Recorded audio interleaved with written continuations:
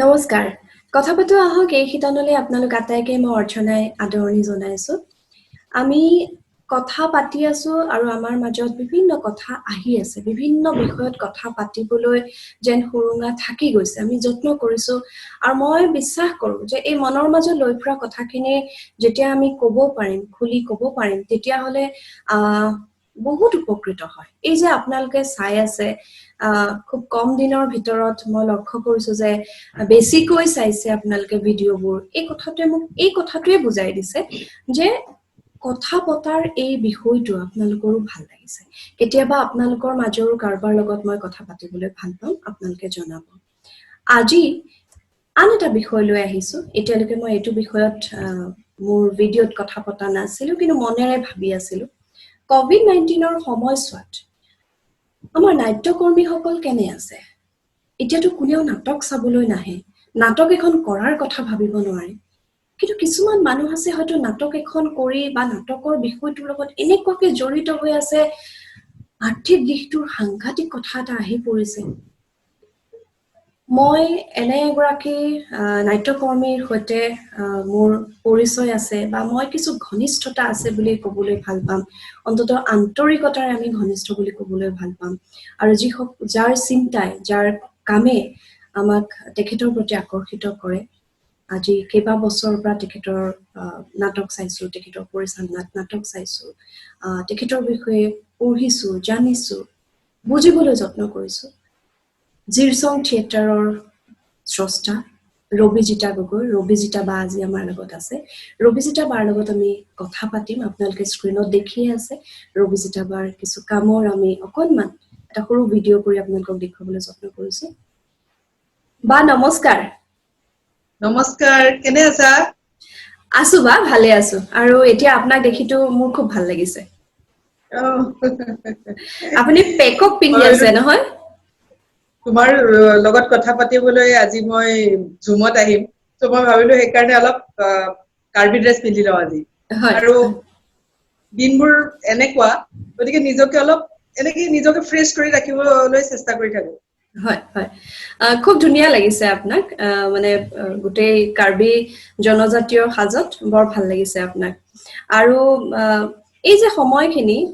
সময়খিনি আমাৰ মা দেউতাই কেতিয়াও দেখা নাছিল আমি দেখা নাছিল আমাৰ ল'ৰা ছোৱালীৰ কথাটো পিছৰে কথা অকনমান সুকীয়া ধৰণৰ সময় আমি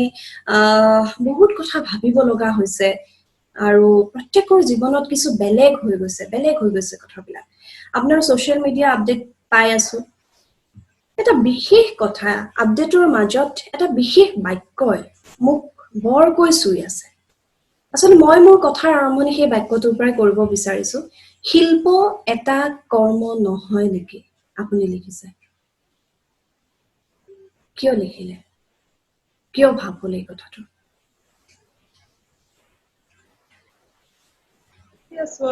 মানে ইমান হেৰি জটিল সময়ৰ মাজেৰে আমি পাৰ হৈ গৈ আছো আৰু আমি চেষ্টা কৰিছো যে নিজকে ভালকৈ ৰাখো আৰু পজিটিভ এটা চিন্তাৰে আমি নিজৰ ওচৰে পাজৰে থকা সকলোকে আগবঢ়াই নিও আৰু নিজেও যাও তথাপিও এটো মই নীৰৱ হৈ গৈছো তোমাৰ মানে সেই লাইনটোৱে তোমাক চুই গৈছে বুলি কোৱাৰ লগে লগে লেখোতে হয়তো ইমান দীঘলীয়াকে এনেকৈ ভাবা নাছিলো একদিন কিছু বেলেগ কথা ষ্টাডি কৰি আছো ধৰা আমাৰ মানে অৰ্থনৈতিক অৱস্থাটো অসমৰ এই যে মজদুৰ বিলাক যে এনেকে ৰাস্তালৈ যিদিনা প্ৰথম মই ভিজুৱেলটো দেখিছিলো আনন্দনগৰ দিল্লীৰ সো সেই ভিজুৱেলটো দেখা পাই পেলাই মই প্ৰথমবাৰ অনুভৱ কৰিছিলো যে ভাৰতবৰ্ষত আচলতে দেখিয়ে আছো মোৰ ঘৰত কাম কৰিবলৈ আহে ওচৰে পাজৰে কাম কৰা মজদুৰ বিলাকক দেখা পাওঁ কিন্তু এই যে বৃহৎ এটা ফুটৰ দৰে একদম নদীৰ ফুটৰ দৰে যেন সেই জনতাখিনি যেন একদম ষ্টেচনৰ ফালে আগবাঢ়ি আহিছে সেই ভিজুৱেলটোৱে কি যে মানে কেনেকুৱা ভাৱৰ সৃষ্টি কৰিছে মই ধৰিব পৰা নাই মানে মই প্ৰকাশ কৰিব নোৱাৰো কেনেকুৱা লাগিলে তাৰ পিছত নিৰবিচ্ছিন্নভাৱে এটাৰ পিছত এটা কৰি আমি ভিজুৱেলছ বিলাক দেখিবলৈ গৈ আছো মানুহে কেনেকে চাইকেল মাৰি আহিছে খোজকাঢ়ি আহিছে ৰাস্তাত লগৰীয়াই হয়তো কোনোবাই সুইচাইড কৰিছে মৰি গৈছে তাৰ পিছতো সিজন হয়তো আগবাঢ়ি আহিছে নিজৰ মাতৃভূমিৰ লৈ নিজৰ ঘৰখনলৈ বুলি তেওঁ হয়তো ভাবাও নাই যে নিজৰ ঘৰখনত আহি এনেকুৱা এটা নিৰাপদ স্থান পাব নে নাপায় তথাপিতো তেওঁ মানে ঘৰলৈ বুলি আহি আছে সেইবোৰ দেখিছো আৰু প্ৰতিদিনেই মোৰ 10-12 জনকৈ মোটামুটি কেইবাজনৰো লগতে নাটকৰ শিল্পী কলাকুশলীৰ সৈতে কথা বতৰা হৈ থাকে অভাৰখন বিভিন্ন ধৰণৰ সমস্যা বিভিন্ন ধৰণৰ সম্ভাৱনীয়তাৰ বিষয়ে আলোচনা হয় এই আটাইতকৈ ডাঙৰ সমস্যাটো মোৰ এনেকুৱা লাগিছে যেন আহিছে এই পাৰফৰ্মিং আৰ্টছ যিবিলাক পৰিবেশ্য কলাৰ শিল্পী ধৰা নৃত্য শিল্পী নাটকখিনি তাৰপিছত এই শিল্পীখিনিলৈ বেছি প্ৰব্লেম ধৰা গান এটা ৰেকৰ্ড কৰি পেলাই তোমাৰ ইউটিউব চেনেলেৰে বা এনেকা এটা অডিঅ' ৰেকৰ্ড কৰি পেলাই ৰিলিজ হ'ব পাৰে চিনেমাবিলাক দেখিছো নেটফ্লিক্সত ৰিলিজ হোৱা আৰম্ভ কৰিছে বা এমাজনত ৰিলিজ হোৱা আৰম্ভ কৰিছে মই দেখিছো যে বহুত লগৰ শিল্পীয়ে মানে মোৰ ধৰি লওক সৰু সৰু অসমৰ চুকে কোণে কাম কৰি থকা শিল্পীৰে সৰু সৰু সাহায্য এটাই তেওঁলোকৰ কাৰণে বহুত ডাঙৰ সাহায্য হয় বহুত ডাঙৰ সকাহ হ'ব পাৰে ধৰা মোৰে এজন বন্ধু তেওঁ পইচা কালেক্ট কৰি তেওঁৰ পৰিবাৰ নাটকৰ শিল্পীসকলক 1000 টকাকেও দিছে সেই 1000 টকাটো সেই অঞ্চলটোৰ শিল্পীসকলৰ কাৰণে যথেষ্ট মানে সহায়ক হৈছে এবাৰ দিয়াৰ পিছত তেওঁলোকে আকৌ ভাবিছে যে কেনেকৈ আৰু কিছু টকা সংগ্ৰহ কৰিব পাৰি আৰু আকৌ মানে এই শিল্পীসকলক আকৌ এলানি সহায়ৰ হাত আগবঢ়াব পাৰি ঠিক সেইধৰণে বিভিন্ন অঞ্চলত এই সমস্যাবিলাক সৃষ্টি হৈছে আৰু বহুতে এনেকে কয় ৰবিজিতা তোমালোকৰতো গুৱাহাটীত থকা তোমালোকৰ সমস্যাবিলাক বেলেগ আমাৰ বহুখিনি 1000 টকাটো বহুত হয় গতিকে মানে কিমান কিমান কেনেকুৱা ধৰণৰ এটা পৰিস্থিতিৰ মাজেৰে শিল্পীসকল আগবাঢ়ি গৈ আছে গতিকে মই বিভিন্ন ধৰণৰ বস্তু ষ্টাডি কৰি পেলাই মই দেখিলো যে কি সঁচাকৈ শিল্পকৰ্ম নাইকিয়া হৈ গৈছে যেতিয়া পেণ্ডামিক হৈছিলে মহামাৰী আহিছিলে তেতিয়া শেক্সপিয়াৰে নাটক কৰা বন্ধ কৰি দিছিলে এইটো ইউজিনো বাৰবাৰ বুলি এজন মানে ইটালিয়ান ৰাইটাৰ থিয়েটাৰ ডাইৰেক্টৰ আছে কালি হঠাৎ মই তেখেতৰ ভিডিঅ' এটা দেখিলো তেখেতক দেখি পেলাই মই চাওঁচোন তেখেতে কি কৈছে তো তেখেতক এই বিষয়তে উদয়তে কৈছিলে চাওক শেক্সপিয়াৰে সেইখিনি সময়ত নাটক কৰা বন্ধ কৰি দিছিলে আৰু শেক্সপিয়াৰে সেইখিনি সময়ত সনেট লিখি আছিলে আৰু কিং লিয়েৰ নাটকখন সেই পেণ্ডামিকৰ সময়ত তেওঁ কৰা সৃষ্টি গতিকে যিখিনি হয়তো ইংলেণ্ডৰ এখন দেশত হয়তো এই দৰিদ্ৰতা নাই হয়তো কেতিয়াও নাছিলে হয়তো তেওঁলোকে সদায় পেটে পেটে খাইছে আৰু এই দৰিদ্ৰতা হয়তো দেখা নাই শিল্পীৰে আৰ্থিক দৰিদ্ৰতা তেওঁলোকৰ কেতিয়াও নাছিলে সেইকাৰণে হয়তো তেওঁ কবিতা লিখিব পাৰিছিলে বা ঘৰতে বহি হয়তো কিং লিয়েৰ লিখিব পাৰিছিলে গতিকে মোৰ এনেকুৱা লাগে যে সেই মজদুৰখিনি চাই ফটোবোৰ চাই ভিডিঅ'বোৰ চাই কেৰেলা তামিলনাডুৰ পৰা ঘৰলৈ আহিব বিচৰা বনুৱাসকলে যিবিলাক ভিডিঅ' বনাই পঠাইছে সেইবোৰ চাই মোৰ তেওঁলোকৰ প্ৰতি মোৰ সমবেদনাৰ বাদে দিবলৈ হয়তো একো নাই মোৰ সঁচাকৈ অনুভৱ হৈছে অৰ্চনা এই শিল্পকৰ্ম কৰি থকা আৰ্টিষ্টখিনি যিখিনি আজি 1000 টকা এটাৰ প্ৰয়োজন হৈছে 2000 টকা এটাৰ প্ৰয়োজন হৈছে সেই শিল্পীখিনি জানো শিল্প জানো এটা কৰ্ম নহয় যিহেতু বছৰ বছৰ ধৰি প্ৰতিদিনে ৰাতিয়ে তেওঁলোকে হয়তো শিল্পকৰ্মতে অৱতীৰ্ণ হৈ আছে স্কাল্পচাৰ বনোৱা মানুহ এজনে নাটকৰ আখৰা কৰা মানুহ এজনে এই যে সৰু সৰু নাটকৰ গ্ৰুপবোৰ চলাই সৰু সৰু কৰ্মশালা কৰে কিছুমান সৰু সৰু লৰাই তাতে নাটক শিকে এইবোৰ লাহে লাহে গুৱাহাটীলৈ আহে হয়তো মোবাইলত যায় নহলে চিৰিয়েল কৰে নহলে চিনেমা যায় এদিন হয়তো তেওঁৰ প্ৰতিভা বিকশিত হৈ এটা ফুট পাই যায় এটা ৰাস্তা পাই যায় কিন্তু ভাবাচোন যিবিলাক তেওঁলোকে আৰম্ভ ক'ত কৰিছে এখন খুব সৰু ঠাই বুকাতে পদুম ফুল জন্ম হয় নিচিনা ইমান সৰু সৰু ঠাইৰ পৰা তেওঁলোকে আৰম্ভ কৰে গতিকে ইমান অভাৱ আৰু অনাটন গতিকে শিল্প জানো এটা কৰ্ম নহয় শিল্পৰ জানো মূল্য নাই লগতে মই ভাবো মানুহ সামাজিক প্ৰাণী চোৱাচোন আমাক অৰ্থনীতি লাগে ৰাজনীতি লাগে ধৰ্মনীতি লাগে সমাজ নীতি লাগে আমাক চব লাগে সুস্থভাৱে এখন সমাজত জীয়াই থাকিবলৈ লগতে জানো সাংস্কৃতিৰ প্ৰয়োজন নাই মানুহ ছচিয়েল প্ৰাণী সামাজিকভাৱে জীয়াই থাকি ভাল পোৱা মানুহ প্ৰাণী গতিকে এখন নাটক নোচোৱাকৈ এখন ভাওনা নোচোৱাকৈ এটা নৃত্যৰ পাৰফৰ্মেন্স নোচোৱাকৈ বিহুৰ সময়ত এপাক নচাকৈ গতিকে মানুহখিনিৰতো জীৱন অসাৰ গতিকে চাগে মই খুব ভিতৰৰ পৰা অনুভৱ কৰিছো মই তোমাক ক'ব পাৰিছো নে নাই নাজানো মই বুজি পাইছো আৰু হয়তো সেইকাৰণে চাগে আপোনাৰ গোটেই আপডেটটোৰ ভিতৰত মোক সেই বাক্যটোৱে বৰ বেয়াকৈ চুই আছিল আৰু হয়তো মই নিজকো প্ৰশ্ন কৰিছিলো এতিয়া আপুনি এটা কথা জানে গুৱাহাটীলৈ অহাৰ পিছত নাটক মানে যেতিয়াই খবৰ পাওঁ নাটক এখন হৈছে চাবলৈ যাওঁ খুব ভাল পাওঁ নাটক চাই আৰু মোৰ ব্যস্ততাবোৰ একাষৰীয়া কৰি হলেও নাটকখন চাবলৈ যাওঁ গতিকে এই যে নাটক ভাল পাওঁ নাটক এখন চাই ভাল লাগে সেইকাৰণে এই সময়খিনিত মই কেতিয়াও আওকাণ কৰি থাকিব পৰা নাই যে নাটক কৰা মানুহবোৰ এতিয়া কেনে আছে এই কথাটোৰ পৰা মই নিজক আঁতৰাই ৰাখিব পৰা নাই যে মই ঠিকে আছো বা মোৰ ধৰণেৰে কাম কৰা মানুহখিনি ঠিকে আছে, মোৰ চিন্তাখিনি এইখিনিৰ মাজতে সীমাবদ্ধ কৰি ৰাখিব পৰা নাই। আৰু মই সেইকাৰণে আচলতে আপোনাৰ পৰা এই সময়খিনি লৈছো আৰু আপোনাৰ কথাখিনিৰ লগত মই সম্পূৰ্ণ একমত। আমাক সকলো লাগিব সংস্কৃতি, মানে এটা সাংস্কৃতিক এটা চেতনা নাথাকিলে আমি সেই আন্তৰিকতাখিনি, সেই আবেগখিনি, সেই অনুভূতিখিনি আমি অনুভৱ কৰিব নোৱাৰিম। নাটকতনো কি থাকে? আমাৰ জীৱনৰ সঁচাবোৰেইটো থাকে। গতিকে নাটক বুলিয়েই মই কৈ আছো, যিহেতু মই আপোনাৰ লগত কথা পাতি আছো, ঠিক সেইদৰে প্ৰত্যেকটো শিল্পকৰ্মৰ লগত আমাৰ জীৱনবোধ জড়িত হৈ আছে। জীৱনবোধৰ সৈতে জড়িত হৈ থকা যিকোনো বিষয়ে আমাৰ কাৰণে প্ৰয়োজনীয়। আৰু এটা প্ৰয়োজনীয় বিষয়ৰ যেতিয়া সংকট আৰম্ভ হয়, তেতিয়া মই ভাবো আমি সকলোৱে একেলগে থিয় দিয়া উচিত। আৰু মই সেইকাৰণে মই কথা পাতিছো আপোনাৰ সৈতে। মই আশা কৰিম যিসকল দৰ্শকে ভিডিঅ'টো চাই আছে উপলব্ধি কৰিব পাৰিছে, হয়তো আপোনালোকেও মিছ কৰিছে এখন নাটক চোৱাৰ সেই ধুনীয়া সময়খিনি। ৰবিজিতা বা, এই যে যিসকল ধৰি লওক অকণমান এটা পৰ্যায়ত আছে, আজি আপুনি জিৰচং আৰম্ভ কৰিছে, তেনেকে বিভিন্নজনে নিজৰ নিজৰ এটা সপোনৰ এটা অনুষ্ঠান আৰম্ভ কৰি কাম কৰি আছে, আপুনি এটা দীঘলীয়া সময়ৰ মাজেৰে আহিছে, বিভিন্ন অভিজ্ঞতা আছে। কিন্তু আপোনাৰ সৈতে যিসকলে কাম কৰে, যিসকলক আপুনি কৈছে হয়তো স্কিল লেবাৰ বুলি, আৰু যিটো মই খুব বিশ্বাস, মই নিজেও নিজক শ্ৰমিক বুলিয়ে কওঁ, সমাজৰ কাম কৰি ফুৰি ভাল পোৱা এজন শ্ৰমিকৰ দৰে লাগে। এই যিসকল শ্ৰমিক, এই যিসকল প্ৰশিক্ষিত শ্ৰমিক, এইসকলৰ ক্ষেত্ৰত কিন্তু এতিয়া মই COVID-19 সময় বুলি কোৱা নাই,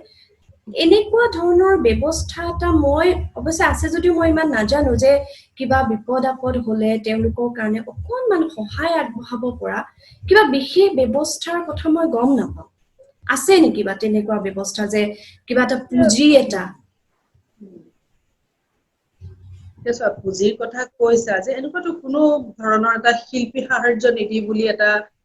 কেইজনমান শিল্পীয়েই, তেওঁলোকো শিল্পী আৰু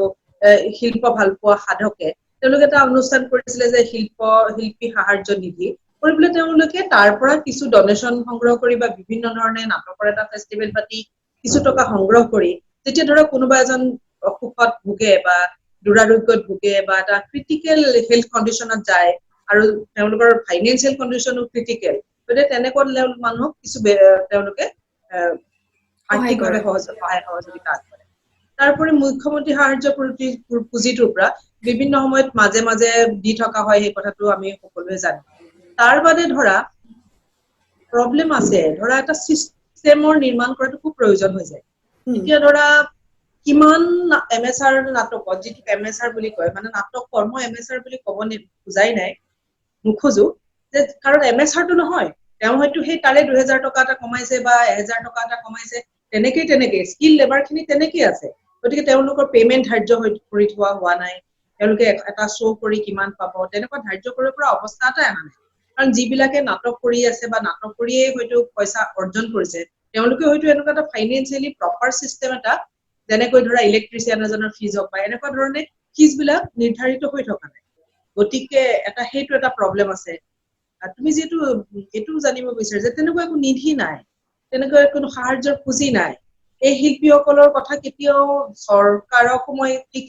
মানে দুই ফালৰ পৰা ভবা দৰকাৰ আছে। এটা সামাজিকভাৱে যিসকলে মানুহে কাম কৰি থাকে, সেই কাম কৰা মানুহখিনি বা সচেতন ব্যক্তিসকলে এই শিল্পীসকলৰ কাৰণে এটা পুঁজি নিৰ্মাণ কৰাৰ প্ৰয়োজনীয়তা আছে, বা চৰকাৰীভাৱেও এনেকুৱা সাহাৰ্যৰ ব্যৱস্থা কৰাৰ প্ৰয়োজনীয়তা আছে। অকল বিপদত পৰিলে সাহাৰ্য নহয়, তেওঁলোকে ধৰা কাম কৰিব পৰাকে। কিন্তু যিহেতু ধৰা মই এটা সৰু উদাহৰণ দিওঁ, মোৰ সৌভাগ্য বুলিয়ে কওঁ, ধৰা 2014 মই এডিনবৰাত এটা বহুত ডাঙৰ ফেষ্টিভেল হয়, এডিনবৰা ইণ্টাৰনেশ্যনেল প্ৰিন্স ফেষ্টিভেল। তাতে বহুত কোম্পানী আহে। মই সৌভাগ্যবশতঃ 25খন নাটক চাবলৈ পাইছিলো, দিনে প্ৰায় 4-5খনকৈ চাইছিলো। মই গৈছিলো, মানে মই আৰু ভাৰতৰ পৰা 14জন মানুহ একেলগে লগ লাগি গৈছিলো ব্ৰিটিছ কাউন্সিলৰ যোগেদি।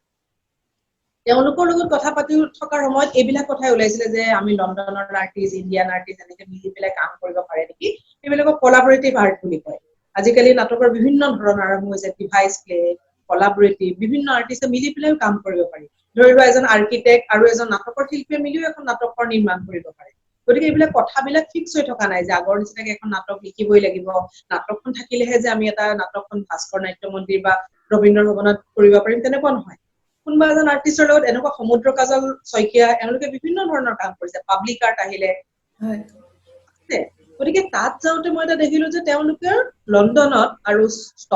স্কটলেণ্ডত যিমান বিলাক থিয়েটাৰ কোম্পানীয়ে কাম কৰে তেওঁলোকৰ কাৰণে এটা আৰ্ট ফাণ্ড বুলি ব্যৱস্থা আছে সকলোৱে আৰ্ট ফাণ্ডৰ পৰা সহযোগিতা পায় এতিয়া আৰ্ট কি হৈছে আজি যুগে যুগে ধৰি কালিদাসৰ সময়ৰ পৰা যদি দেখা ইট ইজ অলৱেজ ফাণ্ডেড তোমালোক যেতিয়ালৈকে বস্তুটো এটা কমাৰ্চিয়েল বস্তু নহয় তেতিয়ালৈকে it needed subsidy it needed support government সাপোৰ্টৰ সদায় প্ৰয়োজনীয়তা আছে সেইকাৰণে বিভিন্ন ধৰণৰ চেন্ট্ৰেল গভৰ্নমেন্টৰ মিনিষ্ট্ৰি অফ কালচাৰ আন্ডাৰত বিভিন্ন স্কিম কৰে এই স্কিমবোৰৰ পৰা কিছু সংখ্যক আৰ্থিক মানে শিল্পী বা নাটকৰ দল এনেকে লাভান্বিত হয় আসাম গভৰ্নমেন্টৰ ঠিক তেনেকুৱা ধৰণৰ এটা ব্যৱস্থা হয়তো আসাম গভৰ্নমেন্টে কৰিব পৰা নাই গতিকে সদিচ্ছা আছে বা তেওঁলোকৰ প্লেনিঙত এইখিনি কথা আছে নে নাই তেওঁলোকৰ ভিজনত এই বস্তুটো আহিছে নে নাই যে এনেকুৱা আৰ্টিষ্টখিনি যেহেতু এটা সেলফ সাফিসিয়েন্টৰ লগতে এটা সাবসিডিৰো প্ৰয়োজন আছে কিছু অংশ ধৰক 60% গ্ৰুপটোৱে নাটকৰ দলটোৱে নিজে চলি থাকিব লাগিব সদায় চৰকাৰে সহায় কৰিব নোৱাৰে এই 60%ৰ লগতে যদি 40% এটা সহায় কৰে তেতিয়াহ'লে হয়তো কিছু সফলভাৱে আগবাঢ়িব পাৰে তাৰ এটা ভাৰতীয় উদাহৰণ দিওঁ তোমাক ৰবা যেহেতু এইখিনিতে কথাবিলাক ওলাইছে কৰ্ণাটক এনেকুৱা এখন ষ্টেট কৰ্ণাটকত তোমাৰ 4টা ৰংমণ্ডল কৰি থোৱা আছে গোটেই কৰ্ণাটকখনত 4 ভাগত বিভক্ত কৰি 4টা ৰংমণ্ডল ডাঙৰ কেম্পাছ তাতে আৰ্টিষ্ট থাকে আৰ্টিষ্টৰ পেমেন্ট থাকে টেকনিচিয়ান থাকে লাইটৰ মানুহ থাকে সাউন্ডৰ মানুহ থাকে সেটৰ মানুহ থাকে মেকআপৰ মানুহ থাকে দুটা তিনটাকৈ প্ৰতিটো ৰংমণ্ডলতে অডিটৰিয়াম আছে তাতে কি হয় সেই ৰংমণ্ডল বিলাকে কিছু বহুত আৰ্টিষ্ট থাকে দেই মোটামুটি ভাৱে এটা এটা ৰংমণ্ডলত তেওঁলোকে 50-60 জন আৰ্টিষ্টৰ পৰা 100 জন আৰ্টিষ্টলৈকে তেওঁলোকে লয় টেকনিচিয়ানৰ পৰা আৰম্ভ কৰি এডমিনিষ্ট্ৰেচন ষ্টাফৰ পৰা আৰম্ভ কৰি সকলো আৰ্টিষ্টলৈকে গতিকে সেই আৰ্টিষ্টখিনিয়ে নিজে নাটক কৰি বিভিন্ন অডিটৰিয়ামত গৈ পাৰফৰমেন্স কৰি এইবিলাকত টিকেট বেছি মানে এটা সিস্টেমে টিকেট কাটিয়ে তাতে সকলোৱে নাটক চায় গতিকে কিছু অংশ পইচা তেওঁলোকে চলিবলৈ তেওঁলোকৰ স্যালাৰি বা অন্যান্য যিবিলাক টকাৰ প্ৰয়োজন হয় তাৰে 60% তেওঁলোকে নিজে কৰে আৰু 40% গভৰ্নমেন্টৰ ফালৰ পৰা সহযোগিতা আগবঢ়ায় গতিকে তেনেকে মিলি তোমাৰ 100 কৰি হলেও প্ৰায় 400-500 আৰ্টিষ্টৰ এনেকে এটা সেটেলমেন্ট হয় আৰ্থিকভাৱে সহযোগিতা আগবঢ়ায় এটা সময় তেওঁলোকে ওলাই গৈতো নিজে নিজেও কিবা এটা কৰিব পৰা হয় বা তেওঁ হয়তো এই সাপোৰ্টটো নোহোৱাকৈ নিজে কাম কৰিব পৰা হয় গতিকে তেনেকুৱা উদাহৰণ মই এটা ভাৰতৰ বাহিৰৰো উদাহৰণ দিলো তেনেকুৱা এটা উদাহৰণ মই কৰ্ণাটকৰো দিলো মই এনেকুৱা কথাবিলাক অসমৰ মেলে মিটিঙে যিমান পাৰো কম বা ক'বলৈ চেষ্টাও কৰো যে এই ধৰণৰ যিবিলাক আমাৰ তাত মডেল আছে এই মডেল বিলাক ষ্টাডি কৰি অসম ইমান এখন উৰ্বৰ ঠাই অসমৰ শিল্পীসকলৰ ইমান আবেগ এতিয়াও ভাৰতৰ বাহিৰত মই এনএছডি এটা কথা কওঁ প্ৰথম যে এনএছডিৰ টিচাৰসকলে প্ৰায়ে অসমৰ পৰা যোৱা আৰ্টিষ্টসকলক কয় যে সিহঁতৰ ইমোচন ইমান ভাল মানে এক্টিং শিকোৱা টিচাৰসকলেও যে ইমান ধুনীয়া ইমোচন ইমান আবেগিক সিহঁতৰ মানে কান্দা হাঁহা যিকোনো ধৰণৰ এটা ইমোচন ইমান ধুনীয়াকে সিহঁতে ফুটাই তুলিব পাৰে সেইটো কাৰণে কি হৈছিলে মই যেতিয়া এনএছডি গৈছিলো তেতিয়া মোলে এনেকুৱা যে মোক ডাইৰেকশ্যন দিবলেই নিবিচাৰে কৈছে আসাম সে আইও তুমি তো এক্টিং करना है मैं बोला মই কৈ আছিলো যে মই এক্টিং নকৰো কৈছে নহয় অসমৰ ল'ৰা ছোৱালী ইমান ইমোচন আৰু হয়ও এই কথাটো মই নিজেও এনএছডি পঢ়াবলৈ যাওঁ মই দেখিছো যে সাংঘাতিক ইমোচন তাৰ মানে ইমোচনেলি যিটো আমাক আটাইতকৈ লাগে কি যিকোনো এটা শিল্প কৰিবলৈ কাৰণে মানে গভীৰ জীৱনবোধ আৰু সংবেদনশীলতা এই দুইটা বস্তুতে অসমৰ অভিনেতা অভিনেত্ৰীসকল বা নাটকৰ লাইনলৈ অহা শিল্পীসকল ইমান পৰিপুষ্ট ইমান উৰ্বৰ গতিকে ইমান উৰ্বৰ আৰ্টিষ্টখিনিক যদি আমি এখন প্লেটফৰ্ম দিওঁ যেনেকৈ আমি খেলক দিবলৈ চেষ্টা কৰো খেলক যদি আমি প্লেটফৰ্ম দি আৰম্ভ কৰিছো দেখিছো যে আমাৰ খেলুৱৈসকল কিমান আগবাঢ়ি যাব পাৰিছে মই তেনেকে ভাবো যে অসমৰ আৰ্টিষ্টখিনি ইমান ভাল যেতিয়া এটা নেশ্যনেল প্লেটফৰ্মত তেওঁলোকে সুবিধা পাইছে যিকোনো ক্ষেত্ৰতে বা এখন চিনেমা পাইছে বা এটা ভাল ভিডিঅ'ত কাম কৰিবৰ চান্স পাইছে বা এখন চিনেমা সদায় ভাল কাম কৰিছে তেওঁলোক আগবাঢ়ি গৈছে গতিকে মই ভাবো যে ইমান এখন উৰ্বৰ ক্ষেত্ৰত অকল যে নেশ্যনেল লেভেলতে গৈ হিন্দীত কাম কৰিব লাগিব কথা নাই অসমতো কৰিব লগা গতিকে নেশ্যনেল বুলি একো নাই গতিকে অসমীয়াও নিজে নিজে এটা নেশ্যনেল গতিকে কৰিব পৰাকৈ বহুত সা সুবিধাৰ প্ৰয়োজনীয়তা আছে এইখিনি কথা বা আপুনি যিখিনি কথা ক'লে মই এইখিনি কথাত এটা কথা ক'ব বিচাৰিছো আমাৰ হয় আন্তঃগাঁথনিৰ পৰা আৰম্ভ কৰি সকলো দিশত আৰু বহুত কৰিবলগীয়া আছে কিন্তু এই ক্ষেত্ৰত আৰু এটা অত্যন্ত কৰিবলগীয়া কাম বুলি মই যেটো ভাবো মই বাৰে বাৰে এই কথাটো আপোনাক মানে ক'বলৈ বিচাৰিছো বা কৈছো বিভিন্ন সময় যে এই যে একেলগ হোৱাৰ ইচ্ছাটো কিন্তু প্ৰত্যেকগৰাকী থাকিবও লাগিব এতিয়া আপুনি যিখিনি কথা ক'লে এই কথাখিনি এনেকুৱা নহয় যে হয়তো আনসকলে যিসকলে এই বিষয়টোত জড়িত হৈ আছে যদি একেলগ হৈ এই প্ৰস্তাৱটো চৰকাৰক দিয়ে আমাৰ যেটো সাংস্কৃতিক মন্ত্ৰণালয় ইমান সুন্দৰ এটা বিভাগ আছে আমি যদি এই প্ৰস্তাৱটো নিবও পাৰো তদুপৰি আমি যিসকল নাটক ভাল পোৱা বা শিল্প ভাল পোৱা মানুহ আছো সকলোৱে অন্তত এনেকুৱা হয় যে কিবা অকনমান আমি সহায় এটা কৰিব পাৰো নেকি তেনেকুৱা ধৰণৰ যদি এটা ব্যৱস্থা থাকে আপুনি যেটো বাহিৰৰ উদাহৰণ এটা দিলে কৰ্ণাটকৰ উদাহৰণ এটা দিলে এই কথাটো কিন্তু ভাবিবৰ কাৰণে এইখিনি আটাইতকৈ দৰকাৰী সময় যদি এতিয়াই নাভাবে কেতিয়া ভাবিব এটা কালেক্টিভ এপ্ৰোচ সদায় লাগে কিয় জানা ধৰা কবিতা এটা অকলে লিখিব পাৰি ছবি এখন অকলে আঁকিব পাৰি পেইন্টিং এখন অকলে আঁকিব পাৰি স্কাল্পচাৰ এটা বনাব পাৰি কিন্তু নাটক এখন অকলে কৰিব নোৱাৰি গতিকে এখন নাটক মানে তাৰ লগত অলৰেডি আমি 25 জন মানুহ জড়িত হৈ যাম গতিকে পৰিচালক ৰাইটাৰ অভিনেতা অভিনেত্ৰীৰ পৰা গতিকে ঠিক সেই ধৰণে এইটো এটা বিশাল এইটো এটা বিৰাট complex process of art form ইমান সহজতে সৃষ্টি নহয় দেখাত খুব কম টকা পইচাত পাৰফৰমেন্স হয় ইয়াৰ পৰিচ্ছন্নতা সাক্ষী মানে ধৰা জিলিকি থকা হয়তো নহব পাৰে এই শিল্পকৰ্মসমূহ কিন্তু শিল্পকৰ্মসমূহে নাটকবোৰে কিন্তু বহুত জীৱনৰ গভীৰ গভীৰ কথা কৈ যায় সমাজৰ কথা কৈ যায় ডাইৰেক্টলি কৈ যায় ইনডাইৰেক্টলি কৈ যায় কেতিয়াবা গতিকে বহুত নতুন নতুন আৰ্টিষ্ট সদায় এই নাটকবিলাকৰ পৰাই আৰম্ভ হয় তেওঁলোকে এইখিনিতে তেওঁলোকৰ মানে প্ৰতিভাৰ পোখা মেলে গতিকে এই কাৰণে মই তুমি কোৱা কথাটো মই খুব গুৰুত্ব সহকাৰে ময়ো লওঁ যে কি সকলো আৰ্টিষ্টে মিলি কিছু সংখ্যক মোৰ ভাল লগা মোৰ বেয়া লগা মই সেইখিনি অতৰাই এৰি দি সকলোৰে লগত মিলি আমি এটা যদি কালেক্টিভ এপ্ৰোচ নলওঁ তেতিয়াহ'লে সমস্যাবিলাকৰ কেতিয়াও সমৰ্থন নহয় কাৰণ চৰকাৰ এখনক দুখ দিয়াটো মই কেতিয়াও উচিত বুলি নাভাবো কিয়ৰ কাৰণে কাৰণ এই চৰকাৰৰ বিভিন্ন ধৰণৰ বানপানী থাকে বিভিন্ন ধৰণৰ ইনচাৰ্জেন্সি সমস্যা থাকে অৰ্থনৈতিক সমস্যা থাকে ৰাজনৈতিক সমস্যা থাকে তাৰ লগত এই সাংস্কৃতিক সমস্যাবিলাক কেনেকৈ সমাধান কৰিব পাৰে হয়তো বহুত সময় চৰকাৰে দেখাও নাপায় আৰু আমি হয়তো বহুত সময় তেওঁলোকক এটা ভিজন প্ল্যান বা এনেকুৱা ধৰণৰ বস্তুবোৰ দেখাই দিয়া আৰু দিয়াও নাই হেতুকে মই কৈছো যে দিয়াও নাই হয়তো যে কোনেও আগবাঢ়ি যোৱা নাই দিয়াও নাই কোনো আগবাঢ়ি যোৱা নাই এতিয়া ধৰা মই সদায় আমি কিমান কিটা হ'ল আমাৰ ধৰা অসম নাট্য সন্মিলনৰ নিচিনা এটা অনুষ্ঠান হ'ল আজি কিমান বছৰৰ পৰা প্ৰায় 40 বছৰৰ পৰা এই নাট্য সন্মিলন চলি আছে এতিয়াও 50টা শাখা সক্ৰিয় হৈ আছে তাৰ উপৰি জাতীয় নাট্য মঞ্চ বুলি এটা অনুষ্ঠান গঠন হ'ল তাৰ মাজতেই মুনিন ভূঞা দেৱৰ মানে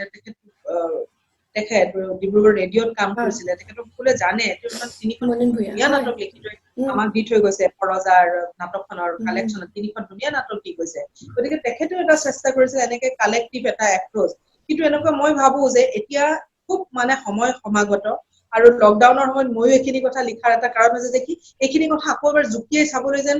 প্ৰচুৰ সময় পাইছো নহলে প্ৰতিদিনেই আমি কিছুমান ডে টু ডে লাইফৰ সমস্যা আৰু নিজা বা আৰ্থিক বা এনেকুৱা প্ৰফেশনাল কামত বিজি হৈ থকা যায় কিন্তু মই ভাবিছো যে কি এনেকুৱা এটা সংগঠিত এটা ৰূপ যদি আমাৰ অসমৰ এই নাটকৰ শিল্পীসকলে নলয় বা তেওঁলোকে সামগ্ৰিকভাৱে কথা পাতি এইবিলাকৰ এটা সলিউশন উলিয়ায় এইখিনি কেতিয়াও সলিউশন নহব সেইকাৰণে মই এদিনাখন জ্যোতিপ্ৰসাদ ভূঞা বুলি এগৰাকী উদীয়মান নাট্য লেখক আৰু নাটক লিখিছে তেওঁ পৰিচালনা কৰে নগাঁৱৰ হয় জ্যোতিপ্ৰসাদ ভূঞা কেইদিনাখন কৈছো চোৱা জ্যোতি যোৱা 25 বছৰৰ নাটক কৰি মই ভাবে হোৱা নাই যে কি মোৰ একেই ৰবীন্দ্ৰ ভৱন একেই ভাস্কৰ নাট্য মন্দিৰ এটা হল পালো কলাক্ষেত্ৰত কিন্তু সেইবিলাক কতোৱে টিকেট সিস্টেম নাই তাৰ মানে আলটিমেটলি আমি একে ঠাইতে থাকিলো কি হৈছে কিছু শিল্পী হয়তো চেঞ্জ হৈছে মোৰ বয়স হৈছে লাহে লাহে মই নাইকিয়া হৈ যাম আৰু এজন আৰ্টিষ্ট আহিব তাৰপিছত আৰু এজন সিস্টেম একেই গতিকে সিস্টেমগতভাৱে এইটো চেঞ্জ কৰা খুব প্ৰয়োজন ধৰা মাল্টিপ্লেক্স যেনেকৈ আহিলে সৰু সৰু চিনেমাবিলাক ৰিলিজ হ'ব পৰা হ'ল ধুনীয়া ধুনীয়া চিনেমা আহিলে তেতিয়া পিভিআৰ হোৱাৰ আগলৈকে আমাৰ সৰু সৰু চিনেমাবিলাক ৰিলিজ হ'ব পৰা নাছিলে সাংঘাতিক সমস্যা হৈছিলে গতিকে পিভিআৰ হোৱাৰ পিছত কি সৰু সৰু চিনেমাবিলাকে আৰু সুস্থ সমাজৰ ওপৰত প্ৰশ্ন কৰা ধুনীয়া কহুতীয়া কথাৰে কমিক সেন্সৰে সেটায়াৰে বিভিন্ন ধৰণে তেওঁলোকে সমাজৰ নতুন নতুন কাহিনী লৈ পেলাই নতুন নতুন ফিল্ম মেকাৰে আহি নতুন নতুন ধৰণৰ চিনেমা বনোৱা আৰম্ভ কৰে সেই ৰিভলিউশনটো কেতিয়া হ'ল যেতিয়া পিভিআৰ আহিলে কম টকাত তেওঁলোকে চিনেমা দেখুৱাব পৰা হ'ল একেলগে কেইবাখনো চিনেমা দেখুৱাব পৰা হ'ল কম দৰ্শকে চাই গতিকে সেই সিস্টেমটোৰ কাৰণে সম্ভৱ কিন্তু নাটকৰ কাৰণেতো তেনেকুৱা একো সিস্টেম নাই মই সদায় এইকাৰণে জ্যোতিক মই কথাটো ক'লো যে জ্যোতি কিয় মই জ্যোতি নতুন ল'ৰাৰ কাৰণে মই লগে লগে জ্যোতি বহুত পৰিৱৰ্তন আহিছে যে ধৰা ৰফিকুল হুছেইনৰ ঘটোৎকচ কবিতাটোক লৈ পেলাই এজনে এখন নাটক কৰিছে বা নাটক এখনক লৈ কোনোবাই কবিতা কৰিছে এনেকুৱা ধৰণৰ অসমীয়া লেখা মেলা চিন্তা বৌদ্ধিকভাৱে বহুত উন্নতি হৈছে বহুত নতুন ধৰণৰ চিন্তা আহিছে নন ভাৰ্বেল থিয়েটাৰ আহিছে ডিজিটেল থিয়েটাৰ আহিছে, বহুত ধৰণৰ বস্তু আহিছে, কিন্তু বস্তুবোৰ উশা মেলিছে অৰ্চনা, আৰু বস্তুবিলাকে এটা আগবাঢ়ি যাব পৰা নাই, পূৰ্ণতা প্ৰাপ্তিৰ দিশত সিহঁতি আৰু আগবাঢ়ি যাব পৰা নাই। গতিকে সেইবিলাক কেতিয়া হ'ব? কাৰণ একো এটা আমাৰ চিষ্টেম নাই। আমাৰ ৰবীন্দ্ৰ ভৱনত আমি এখন নাটক কৰোঁ, নাটকত আমাৰ টিকেট বেচাৰ এটা চিষ্টেম নাই, এটা টিকেট ঘৰ নাই। গতিকে অকল এখন টেবুল দি মই কেতিয়াবা 20 টকাৰ টিকেট, কোনোবাই 50 টকা, কোনোবাই 30 টকাৰ টিকেট বেচিছে, আৰু অধিকাংশ মানুহে টিকেট নেবেচাকে তেওঁলোকে নাটকসমূহ দেখুৱাই আছে। গতিকে তেনেকুৱা এটা চিষ্টেমত এই শিল্পটো কেতিয়াও আগবাঢ়ি যাব নোৱাৰে। চিনেমা আমি টিকেট কাটি চাওঁ, এটা নাই বুলি পিভিআৰত গ'লে আমি যথেষ্ট প্ৰায় 500ৰ পৰা 800 এজন মানুহে টিকেট চাবলৈ, নাটক চিনেমা চাবলৈ আমি খৰচ কৰোঁ। গতিকে ঠিক সেই ধৰণে মোবাইল থিয়েটাৰ যাবলৈ যাওঁতে কৰোঁ। গতিকে এই নাটকবিলাকো যদি চাবলৈ নাযায়, যোৱাৰ সময়ত যদি দৰ্শকে পইচা দিয়াৰ ব্যৱস্থা এটা যদি নহয়, তেতিয়াহ'লে এটা ইকনমি এটা নিজে নিজে গঢ় ল'ব নোৱাৰে। গতিকে অকল ৰবীন্দ্ৰ ভৱনে নহয়, ভাস্কৰ নাট্য মন্দিৰে নহয়, ধৰা মই যদি অসমৰ এই দুখন মঞ্চত নাটক কৰাৰ পিছত যদি মই ৰবিজিতে ভাবিলো যে মই অসমখনত আৰু 20টা প্ৰদৰ্শন কৰিবলৈ মোৰ নাটকৰ দলটোলৈ ওলাই যাম, তেতিয়া মই যাবলৈ মোৰ তেজপুৰতো ইজি চিষ্টেমটো থাকিব লাগিব। যে চিষ্টেমটো গৈয়ে তাতে টিকেট চিষ্টেম হয়, মানুহে টিকেট কৰে, টিকেট কাটি পেলাই নাটক চায়, গতিকে টিকেট বেচে, সৰু সুৰা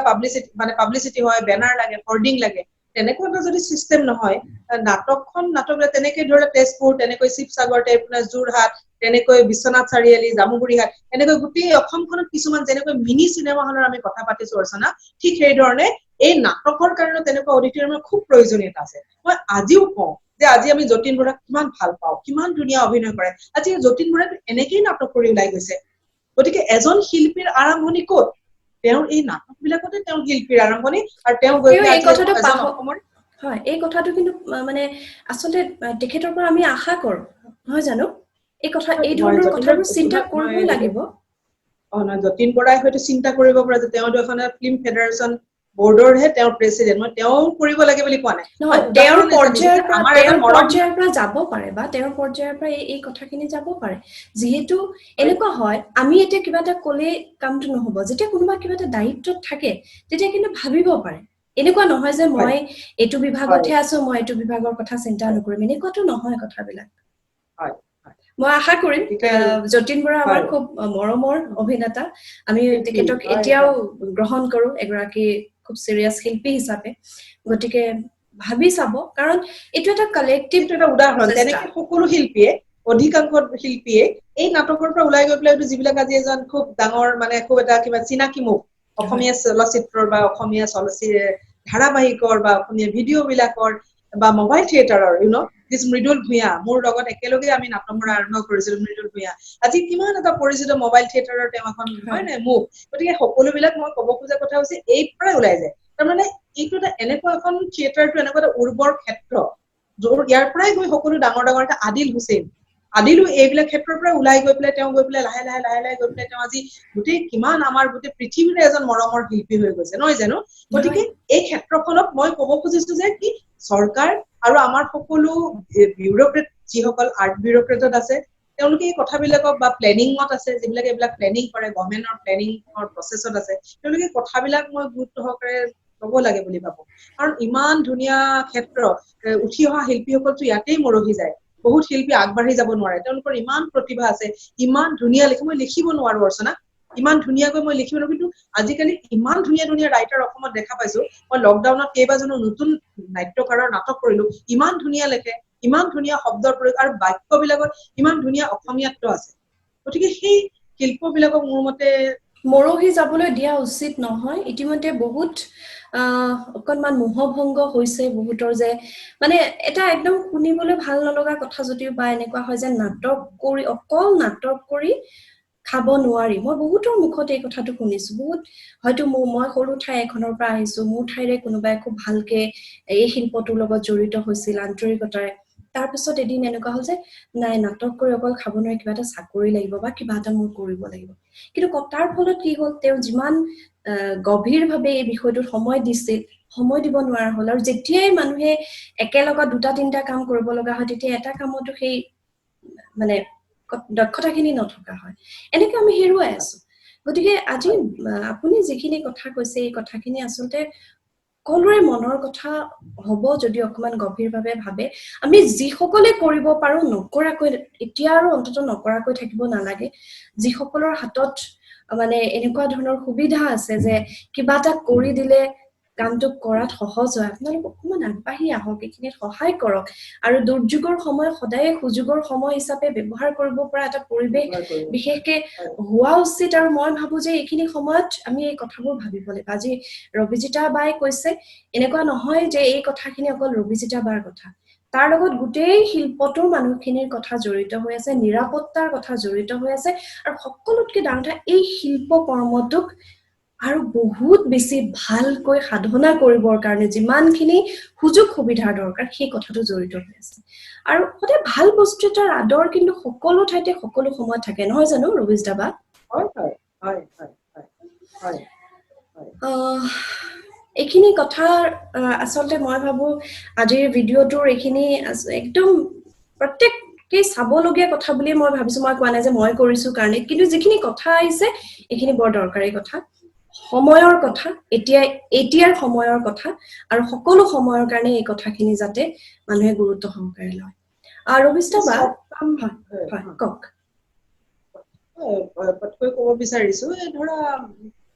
সব কাম ব্যক্তিগত খণ্ডত বা ব্যক্তিয়ে ইণ্ডিভিজুৱেলি মানে আমি হয়তো কৰিব নোৱাৰো তাৰ কাৰণে হয়তো কিছুমান ধৰা এই যে অডিটৰিয়াম তুমি ভালকে চোৱাচোন অসমত যদি 10খন এনেকুৱা নাটক কৰিব পৰা অডিটৰিয়াম ৰেডি হৈ থাকে এখন নাটক যিখন নাটক হয়তো বিশ্বনাথ চাৰিআলিত নিৰ্মাণ হৈছে বিশ্বনাথ চাৰিআলিৰ নাটকখন গোটেই অসমখনৰ একদম 20টা হলত পাৰফৰ্মেন্স কৰি পেলাই দলটো উভতি গৈছে তাৰপিছত নগাঁৱৰ এখন নাটক কৰিছে বিভিন্ন ঠাই নাটকবোৰ ইফালে ইফালে গৈ পাৰফৰ্মেন্স এতিয়া ধৰিলে বিশ্বনাথৰ চাৰিআলিত হোৱা নাটকখনে মই হয়তো 2 বছৰ 3 বছৰ ধৰি চাবলৈ পোৱা নাই বা মোৰ নাটক এখন হয়তো যোৰহাটৰ মানুহজনে চাবলৈ পোৱা নাই বুলি আমি কিমান সংযোগহীনতা মানে ভুগি আছো এইটো অকল ধৰে যে আমি ইন্টাৰনেটৰ যুগত আমি যে কিমান সহজতে মানুহবিলাকৰ লগত কানেক্ট কৰিব পাৰিছো কিন্তু পাৰফৰ্মেন্সটো এনেকুৱা এটা বস্তু যাৰ কাৰণেতো এটা হল লাগিব বা পাৰফৰ্মেন্সৰ স্পেচ লাগিব হল নহলেও বা ওপেন এয়াৰ হলেও বা মুক্তাংগন হলেও বা মুকলি মঞ্চ হলেও কিবা এটা পাৰফৰ্মেন্সৰ স্পেচৰ ব্যৱস্থা লাগিব এই শিল্পীসকলৰ কাৰণে এনেকুৱা ধৰণৰ স্পেচৰ যদি ব্যৱস্থা কৰে বাকি সিস্টেমখিনি হয়তো শিল্পীসকলেও যথেষ্ট মানে চলাই লৈ যোৱাত হয়তো সহযোগিতা আগবঢ়াব পাৰে এইবিলাকৰ ওপৰত গভীৰ অধ্যয়ন আৰু মানে এটা সিস্টেম নিৰ্মাণ কৰা খুব প্ৰয়োজনীয়তা আছে মই সদায় অনুভৱ কৰো যেতিয়া আমি কথা ওলাই তেতিয়া আমি মিনি সিনেমা হলৰ কথা পাতো মোবাইল থিয়েটাৰৰ কথা পাতো ইট ইজ গুড বিকজ সিহঁতে টিকেট বেচে আৰু তাতে এটা টেক্স দিয়ে আৰু টেক্স দিয়াৰ ফলত এইটো দুই পক্ষৰ পৰা এটা ঠিক সেইধৰণে নাটকবিলাকৰ কাৰণে হয় মোবাইল থিয়েটাৰত অডিটৰিয়াম নালাগে তেওঁলোকে নিজৰ অডিটৰিয়ামটো লৈ ভ্ৰমণ কৰে কিন্তু এই থিয়েটাৰবিলাক কৰিবৰ কাৰণে এটা কিছুমান অডিটৰিয়াম লাগিব কিছুমান বস্তু ধৰা গুণমীৰাম বৰুৱাৰ আমি ৰাম নৱমী কৰিলো আমি ধৰা পদ্মনাথ গোহাঁই বৰুৱাৰ গাঁও বুঢ়া কৰিলো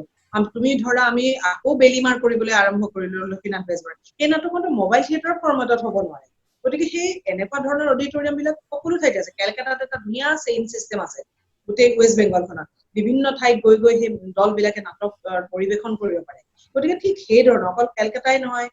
কেৰালাত তেনেকুৱা ভাল ব্যৱস্থা আছে কৰ্ণাটকৰ কথা অলৰেডি ক'লোৱে সেই ধৰণে মোৰ এটা খুব ইচ্ছা যে খুব সময় পাৰ হৈ গৈছে মোৰেই জীৱনৰ 25টা বছৰ একেধৰণে নাটক কৰি অসমত পাৰ কৰি দিলো গতিকে এই পাৰফৰ্মেন্স বিলাক যিমান হ'ব তেতিয়াহে সমালোচনা সাহিত্যও সমৃদ্ধিশালী হ'ব নাটকৰ সমালোচনা নাই যেতিয়া যিমান বেছি পাৰফৰ্মেন্স হ'ব সিমানেই সেইবিলাকক সমালোচনা কৰিবলৈ বিভিন্ন সময়ত সমালোচকৰ সৃষ্টি হ'ব আৰু সমালোচকসকল যিসকলে হয়তো সমালোচনা সাহিত্যৰ প্ৰতি ইন্টাৰেষ্টেড তেওঁলোকে এই নাটককো অধ্যয়ন কৰিবলৈ ইন্টাৰেষ্টেড হ'ব হয় আৰু মই দৰ্শকসকলকো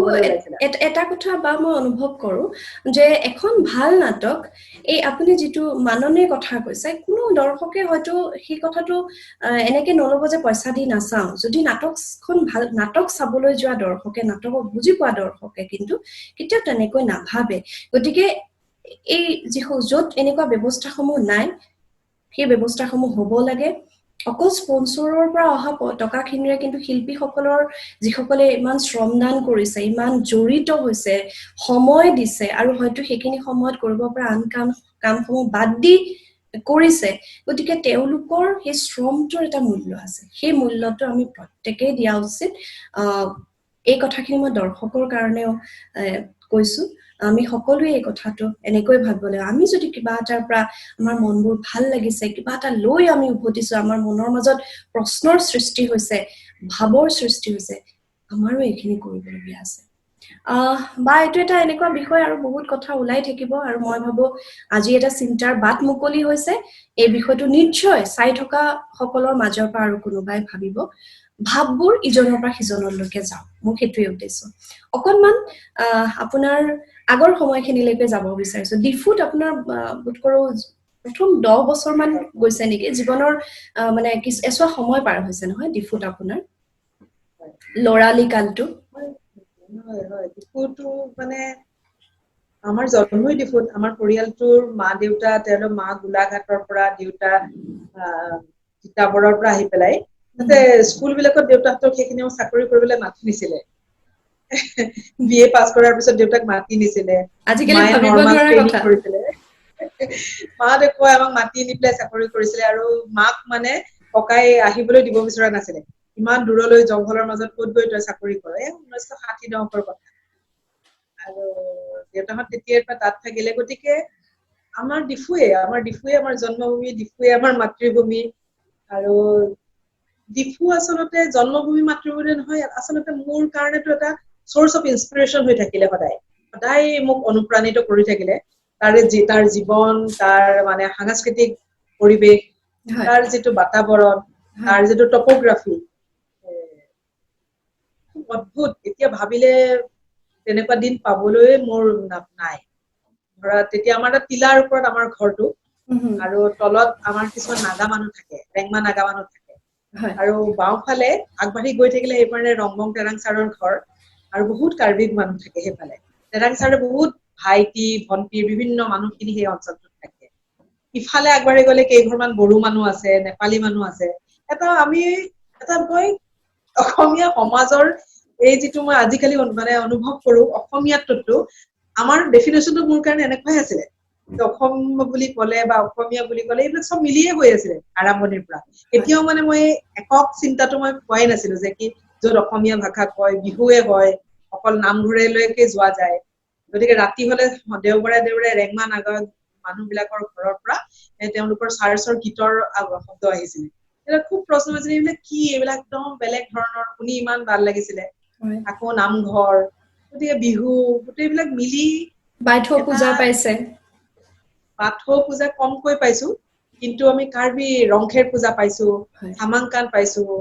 কাৰ্বি নৃত্যবিলাক পাইছো কাৰ্বি ফেষ্টিভেল বিলাক পাইছো সাজ সজ্জা খানা পিনা তেওঁলোকৰ বিভিন্ন বস্তু ক'ব নোৱাৰাকে আমাৰ জীৱনত সোমাই আছে কাৰ্বি আংলং খনৰ পৰা হয় আৰু হয়তো তাৰ পিছত এই তেনেকুৱা এটা পৰিবেশত থাকিল কাৰণে আপুনি হয়তো কাৰ্বি ভাষাটো নাটক লিখিছে বড়ো ভাষাটো নাটক লিখিছে নাগামিজত লিখিছে বিভিন্ন ভাষাত আপুনি লিখিছে বা সেই ভাষিক মানুহখিনিৰ মাজত আপুনি এই শিল্পটোৰ জৰিয়তে কিন্তু তেওঁলোকৰ মাজৰে এজন হয় আপুনি থাকিব পাৰিছে হয় হয় মই খুব ভাল পাওঁ মানে মোৰ প্ৰথম বহুত দীঘলীয়া দিন ধৰি মই 99 মানৰ পৰা মই প্ৰথম আহি পেলাই সম্ভৱতঃ মই এখন কাৰ্বি নাটক কৰিলো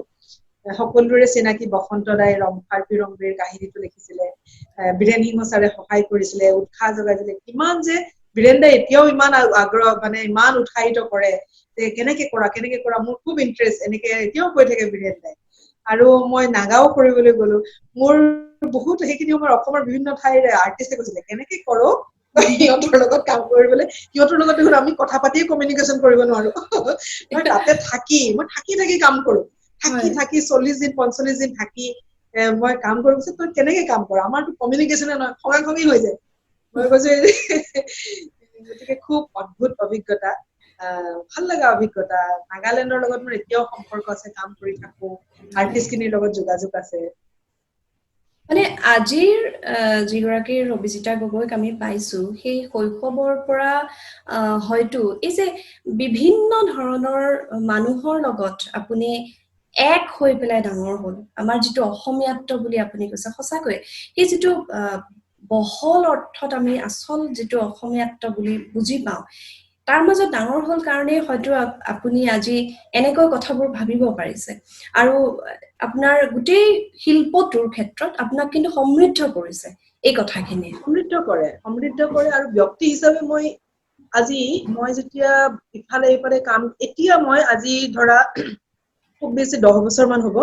মই এই যে জেন্ডাৰ ইনইকুৱেলিটি বোলা বস্তুটো বুজি লিংগ পাইছো বৈষম্য বোলা বস্তুটো লৰা বোলা বস্তুটো যে বেলেগ সিহঁতৰ যে এটা মানে নেদেখা এটা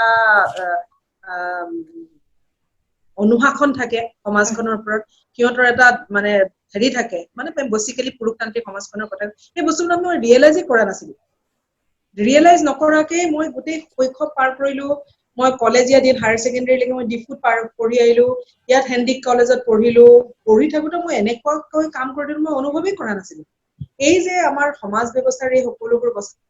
এক্স্যাক্টলি কাৰণ মই সেই নাগা সমাজবোৰ দেখিলো য'ত কোনো একো ভেদাভেদ নাই সমানে কাম কৰে নাগা মহিলাবিলাকে সমানে কাম কৰিবলৈ যোৱা দেখিলো গতিকে দেখিলোৱে নহয় তেনেকৈ আমি নিজেও কৰিলো আছে আমাৰ ঘৰটো বৰ এঢলীয়া ঠাইত আছিলে মানে মাটিখিনি আমাৰ এঢলীয়া আছিলে দেউতাই যিখিনি মাটি লৈছিলে এই এঢলীয়াখিনি আমি নিজেই মাটি কাটিছিলো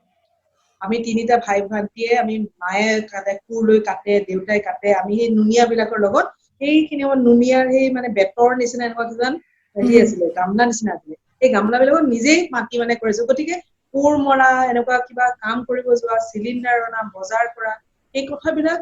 যে নাৰীয়ে কৰিব লগা বিষয় নহয় নিচিনা সমাজত যে তেনেকুৱা কিছুমান নিয়ম আছে সেইবোৰ বহুত দেৰিকেহে গম পালো গতিকে মই বহুত ভাগ্যশালী বুলি ভাবো কাৰ্বি আংলঙত জীৱনৰ প্ৰথম নাটকখন কেতিয়া লিখিছিলে আপুনি মই প্ৰথম কৰিছিলো ক্লাছ 8ত থাকোতে তাৰ আগত মই ক্লাছ 7ত থাকোতে প্ৰাপ্তবয়স্কৰ কাৰণে এখন নাটক কৰিছিলে যে পোহৰ বুলি এই নাটকখন গুৱাহাটী ৰেডিঅ' চেণ্টাৰত কৰিছিলে তাতে ডিফু মহিলা সমিতিয়ে কৰিছিলে গতিকে তেওঁলোকৰ লগত সৰু ছোৱালী এজনীৰ পাৰ্ট এটা আছিলে সেয়াই আছিলে মোৰ জীৱনত নাটকৰ আৰম্ভণি সেইখনত খুব সৰু 4টা ডায়লগ আছিলে মাত্ৰ সেইখন ডিফুৰ বহুত ঠাইত হ'ল তেতিয়াও মই তেওঁলোকৰ লগত গৈ কৰিলো গুৱাহাটী ৰেডিঅ' চেণ্টাৰটো আহি কৰিছিলো মানে জীৱনৰ খুব ভাল লগা মুহূৰ্ত ৰেডিঅ'ত মানে জীৱনৰ প্ৰথম নাটকখন কৰিলো বুলি ভাবি তাৰপিছত মই ক্লাছ 8ত থাকোতে এখন নাটক কৰিলো তাৰপিছত হায়াৰ সেকেন্ডাৰীত থাকোতেও কৰিলো ডিফুত তাৰপিছত হেণ্ডিকত আহি আত্মজ বুলি এখন নাটক লিখিলো আপুনি লিখিছিলে সেইখন মোৰ প্ৰথম সেইখন মই নিজে লিখিছিলো যাত্ৰা বুলি এখন হেণ্ডিকত পঢ়ি থাকোতে লিখিলো আৰু মই আত্মজ বুলি লিখিলো আত্মজখনত মই লিখিলো যে আপুনি হোষ্টেলৰ ছোৱালী কেইগৰাকী মানৰ এনেকুৱা লিখিছিল সেইখন নেকি আত্মজখনৰ কথা কেনেকে গম পালা এবাৰ কথা পাতিছিলো আপোনাৰ লগত বোধ কৰো মই তেতিয়া এটা ইলেক্ট্ৰনিক মিডিয়াত কাম কৰি আছিলো আপুনি তেতিয়া মুম্বাইত আছিলে তেতিয়া আমি ফোনত কথা পাতিছিলো এনেকুৱা কিবা মোৰ অলপ মনত থাকিলে যে 4 গৰাকী ছোৱালীক লৈ লিখিছিলে লৈ পেলাই সেইখন নাটক লিখিছিলো কিন্তু সেইখন নাটকে মোৰ জীৱনত একেবাৰে মোক বহুত উৎসাহিত কৰিলে হেণ্ডিকৰ পৰা গৈ আমি এখন গুৱাহাটী ইউনিভাৰ্চিটিত কৰিলো তেতিয়া সেইখিনি সময়ত জয়ন্ত দাস জয়ন্ত ডেকা তাৰপিছত জয়ন্ত ৰাজগুৰু জয়ন্ত দাই খুব ধুনীয়া নাটক লিখিছিলে তেতিয়া তাৰপিছত জয়ন্ত ডেকাই পৰিচালনা কৰিছিলে তেওঁলোকক গৈ গুৱাহাটী ইউনিভাৰ্চিটিত নাটকখন কৰিবলৈ যায় তেওঁলোকক লগ পালো আৰু মই শ্ৰেষ্ঠ পৰিচালকৰ বঁটা পালো আৰু মোৰ লগত এক্টিং কৰা দুগৰাকীয়ে বেষ্ট এক্ট্ৰেছৰ পুৰস্কাৰ পালে পুৰস্কাৰটো ইমান ডাঙৰ কথা নহয় কিন্তু পুৰস্কাৰটো এটা নতুন বাটৰ মুকলি কৰি এটা অনুপ্ৰেৰণা মই ভবা নাছিলো যে সন্দিকৈত মই দুখন কলেজৰ উইকৰ কাৰণে নাটক লিখিলো আৰু সেই এটা ইউথ যিটো কম্পিটিশন হয় তাত গৈ মই শ্ৰেষ্ঠ পৰিচালক হলো আৰু বঁটাটো দিবলৈ আহিছিলে গৌতম বৰা চলচ্চিত্ৰ পৰিচালক মানে গোটেইখিনি সেইখিনি সময়ত তেওঁ ওচবিপি বনাই উঠিছিলে আৰু ওচবিপি আমাৰ জীৱন মনত মানে কেনেকুৱা ক্ৰিটিকেলিও কিমান এক্লেইম হৈছিলে সুকীয়া ঠাই গতিকে এই গোটেইবিলাকে মোক বহুত অনুপ্ৰাণিত কৰিলে যে কি হয় এনেকুৱা কাম এটা কৰিবলৈ ভালটো পাইছিলোৱে মই কৰি থাকিবলৈ চেষ্টা কৰিব পাৰিম বুলি গতিকে মই সেইকাৰণে ভাবো যে কি কলেজ লেভেলত যিবিলাক নাটক হয় সেইবিলাককো খুব অনুপ্ৰাণিত কৰিব লাগে কাৰণ কলেজৰ যিটো পিৰিয়ড মানে ধৰা 18 বছৰৰ পৰা 20-22 বছৰত সেইখিনি সময়তে আচলতে আধাৰটো নিৰ্মাণ হৈ যায় ল'ৰা ছোৱালীবিলাকৰ যে কি কৰিব কোনফালে যাব তেওঁলোকে এটা বাট নিজেই বিচাৰি উলিওৱা আৰম্ভ কৰে গতিকে মই কেতিয়াও নাটক কৰি থাকিম বুলি অহা নাছিলো ঘৰৰ পৰা মই মাষ্টাৰ ডিগ্ৰী কৰি কমপ্লিট কৰিব লগা আছিলে মই PhD কৰিব লগা আছিলে এটা বেলেগ মানে একাডেমিক এটা সপোন লৈ হয়তো মোক মা দেউতাই পঠাইছিলে যেহেতু দুইজন স্কুলৰ শিক্ষক শিক্ষয়িত্ৰী আছিলে গতিকে তাৰ পৰা এটা মই নিজেই এটা ৰাস্তা বিচাৰি এটা মই এখন সৃষ্টিশীল জগতত সোমালো ঠিক সেইধৰণে আন সকলো সোমাবলৈ তেনেকৈ হয়তো সুযোগ পায় গতিকে সেই কলেজৰ যিবিলাক নাটক হয় সেইটো এটা খুব গুৰুত্বপূৰ্ণ আৰু তেওঁলোকৰ কাৰণেও খুব সুন্দৰ সময় হয় আপুনি ইন্দ্ৰ বনিয়া দেৱৰ লগতো কাম কৰিছিল গুৱাহাটীত থাকোতে খুব সুকীয়া ধৰণৰ ব্যক্তিত্ব তেখেতক মই লগ পাইছো আপুনি লগ পোৱাৰ ধৰণটো নিশ্চয় সুকীয়া হ'ব কেনেকুৱা ধৰণে পাইছিলে বা কেনেকুৱা ধৰণৰ কামবোৰ আপোনালোকে কৰিছিল ভাল আছিলে ছাৰটো আমাৰ ইনষ্টিটিউটখনৰ প্ৰিন্সিপাল আছিলে তেখেতে ইনষ্টিটিউটখন আৰম্ভ কৰিছিলে অসম অভিনয় প্ৰতিষ্ঠান বুলি আৰু আমি প্ৰথম বেটছৰ ষ্টুডেন্ট আছিলো মই আছিলো এতিয়া মোবাইল থিয়েটাৰৰ শিল্পী আপুনি মানে প্ৰথম তাত মানে এনেকুৱা আনুষ্ঠানিক শিক্ষা বুলি যিটো কয় প্ৰথম তাতে লৈছিলে তাত আৰম্ভ কৰিছিলো মই তেতিয়া হেণ্ডিকৰ হোষ্টেলত থাকো আৰু মই তাৰ পৰা গৈ গৈ তেওঁলোকৰ মানে ছমহীয়া অভিনয়ৰ কোৰ্ছ এটা কৰিছিলো আৰু আমি প্ৰথম বেটছ আছিলো আৰু ছাৰ লুকাৰ্ণৰ এৱাৰ্ড পাইছিলে হালধীয়া চৰাই ৰিলিজ হৈছিলে আৰু তাৰ পিছত এই ইনষ্টিটিউটটো আৰম্ভ কৰিছিলে আৰু বাহাৰুল ইছলাম দেৱে তাত পঢ়াবলৈ আহিছিলে অনুপ হাজৰিকা দেৱে পঢ়াব আহিছিলে আৰু অৰুণ হাজৰিকা ছাৰ আৰু এই তিনিওজনকে মই তাতে গুৰু হিচাপে পাইছিলো ইন্দ্ৰবনিয়া ছাৰৰ আৰু ছাৰে আচলতে ইন্দ্ৰবনিয়া ছাৰে অভিনয় কৰিলে যেনেকুৱা ফেমিলিয়া অভিনয় কৰে বা কমিক সেন্সৰ ক্যাৰেক্টাৰ বিলাক কৰে বা তেওঁৰ এটা অভিনয়ৰ টাইমিঙৰ সেন্সটো খুব সুকীয়া যদি কিন্তু ক্লাছ বিলাকত তেওঁ খুব বেলেগ আছিল খুব সিৰিয়াছ মানে খুব কম কথা কৈছিলে আৰু খুব এই ৰসবোধটো আমাৰ ছাত্ৰ ছাত্ৰীসকলৰ মাজতে সৃষ্টি হ'ব দিছিলে তেওঁ হয়তো কথাটো বা ক্লাছত আমাক কিবা এটা কমেন্ট কৰিছে খুব সিৰিয়াছলি কৈছিলে কিন্তু তাৰ ৰসবোধটো আমাৰ ছাত্ৰ ছাত্ৰীসকলেহে পাইছিলে এটা খুব দীঘলীয়া ছমহীয়া অনুভৱ আছিল হয় তাৰপিছত আপোনাৰ এনএছডিত আপুনি এনএছডি লৈ আপুনি গ'ল ডাইৰেকশ্যনৰ ক্ষেত্ৰত আপোনাৰ আগ্ৰহটো এই গুৱাহাটীত শিকাৰ সময়ৰ পৰা আছিল নে কেনেকুৱা ধৰণৰ আছিলে বাৰু মই এনেই গুৱাহাটীৰ পৰা যাওঁতে ভাবি গৈছিলো যে মই পৰিচালনাই কৰিব বিচাৰো কাৰণ মই এটা কাহিনীকৈ বেছি ভাল পাওঁ মই ছুটি গল্প লিখিবলৈ বিৰাট চেষ্টা কৰিছিলো তোমালোকৰ নিচিনাকে মই ছুটি গল্প মোৰ লেখা নহল এতিয়াও হয়তো কৰবাত আছে 2 পৃষ্ঠা 3 পৃষ্ঠা লিখি মই কনফিউজ হৈ গৈছিলো যে নহয় ষ্টৰিটো নহল নেকি আৰম্ভ ঠিককৈ গতিকে খুব গল্প লিখিবলৈ চেষ্টা কৰিছিলো আৰু আত্মজ আৰু যাত্ৰা তাত অকমান তেনেকুৱা এটা প্ৰচেষ্টাৰ পিছতে নাটক হৈছিলগে নেকি বাৰু তাৰ পিছতহে নাটক হৈছে হয় গল্পবিলাক ডায়েৰীৰ পাতত সোমাই থাকি গৈছিলে খালি পেজত লিখিছিলো আৰু সেই পেজবোৰ থৈ দিছিলো কেতিয়াবা মই ডায়েৰী লৈ লৈছিলো ডায়েৰীত লৈ লিখি থাকো মানে একেখন ডায়েৰীতে লিখি থাকো আৰু কেইদিনমানৰ পিছত পঢ়ি চাই পেলাই নিজে অসন্তুষ্ট হওঁ আৰু তেনেকৈ কাহিনীবোৰ মোৰ আধৰুৱা হৈ থাকি গৈছিলে গতিকে গল্প লিখা মোৰ নহল চাগে মোৰ সেই গল্প কোৱাৰ এটা টেন্ডেন্সি থাকি গ'ল যে কি মানে মই গল্প এটা কাহিনী এটা মানুহক ক'ব বিচাৰো আৰু মই সেইকাৰণে ইয়াতে যাওঁতে ভাবি গৈছিলো যে মই পৰিচালনাই কৰিব বিচাৰো কাৰণ মই গল্প ক'ব বিচাৰো কাৰণ মই গল্প লিখিব পৰা নাছিলো সেইকাৰণে গল্প ভাবিলো মই কি নাটকৰ মাধ্যমেৰে বা এনেকুৱা এটা মাধ্যমেৰে হয়তো মই যে লিখিব পৰা নাই সেইকাৰণে চাগে মোৰ যিটো বস্তু পঢ়া নাযায় তাৰ প্ৰতি এটা টান থাকি যায় ন মই সেইকাৰণে সেই কাহিনী ক'বৰ কাৰণে পৰিচালনা কৰিবলৈ শিকিবলৈ গ'লো হয় সেই সময়খিনিৰ কথা আপোনাৰ এতিয়া মনত পৰিলে কোনখিনি কথা বেছিকে মনত পৰে বাৰু এতিয়া যিবিলাক মোৰ খুব ষ্ট্ৰাইকিং কথা হৈছে যে কিছুমান খুব বহুত অভিজ্ঞতা হয় এইটো 3 বছৰীয়া এটা পাঠ্যক্ৰম তাতে বহুত কিন্তু কিছুমান বস্তু মানে খুব ইন্টাৰেষ্টিং ধৰা আমি এই যে মই অনুভৱ কৰো মানে ইমান 3 বছৰীয়া এটা পাঠ্যক্ৰম ইয়াত ইন্দ্ৰবনিয়া ছাৰ বাহুলদাহঁতৰ লগত মই এটা ছমহীয়া পাঠ্যক্ৰম কৰি যোৱাৰ পিছতো মই অনুভৱ কৰো কিছুমান বস্তু শিল্পত সদায় থাকে এটা জীৱনবোধ আৰু নিজৰ ভিতৰৰ পৰা কিবা এটা হয় আৰু নৱাজুদ্দিন সিদ্দিকী আজি যিজন এজন ফেমাস অভিনেতা নৱাজুদ্দিন মোৰ প্ৰায় এবছৰ সিনিয়ৰ আছিলে গতিকে নামাজৰ 2 বছৰ মানে তেওঁৰ সেকেন্ড ইয়াৰ টু থাৰ্ড ইয়াৰটো 2 বছৰ তেওঁৰ কাম দেখিছো বা ব্যক্তিজনক ওচৰৰ পৰা মানে মোৰ সিনিয়ৰ আৰু গতিকে মই দেখা পাইছো আৰু কিছুমান বস্তু তথাপিতো একাডেমিক ইনষ্টিটিউটত থাকি যায় চাগে যিখিনি হয়তো নিজেহে হৃদয়ঙ্গম কৰিবলগীয়া থাকে নিজে বুজিবলগীয়া থাকে বা নিজে নিজৰ অনুভৱৰ পৰা কৰিবলগীয়া থাকে মই এইকাৰণে ভাবো নৱাজে যেতিয়া তাতে কৰিছিলে, Nawaz was a good actor বুলি সকলোৱে তাতে অনুভৱ কৰিছিলে যে গুড এক্টৰ, কিন্তু তেওঁ তেতিয়াও যিবিলাক ইমান মানে এটা বছৰত তেওঁলোকে 4খনকৈ নাটক কৰে, তেওঁ হয়তো কেতিয়াও মুখ্য ৰোলটোত হয়তো অভিনয় কৰা নাছিলে, পোৱা নাছিলে, ডাইৰেক্টৰ হয়তো তেওঁ কাষ্ট কৰা নাছিলে, তো বিভিন্ন সৰু সুৰা বা কেৰেক্টাৰ এনেকে কৰিছিলে, কিন্তু কেৰেক্টাৰটো এনেকৈ ফুটি ওলাই আহিছে, কথাটো এনেকুৱা হৈছে যে লিড ৰোল যিজনে কৰিছে তেওঁতো একেখিনি শিক্ষা পাইছে NSD আৰু নৱাজুদ্দিনেও একেখিনি শিক্ষা পাইছে। গতিকে আই থিংক এই যে গভীৰ জীৱনবোধ, জীৱনৰ অভিজ্ঞতা, জীৱনটোক খুব ক্লোজৰ পৰা খুব মৰম কৰা, জীৱনক ভাল পোৱা,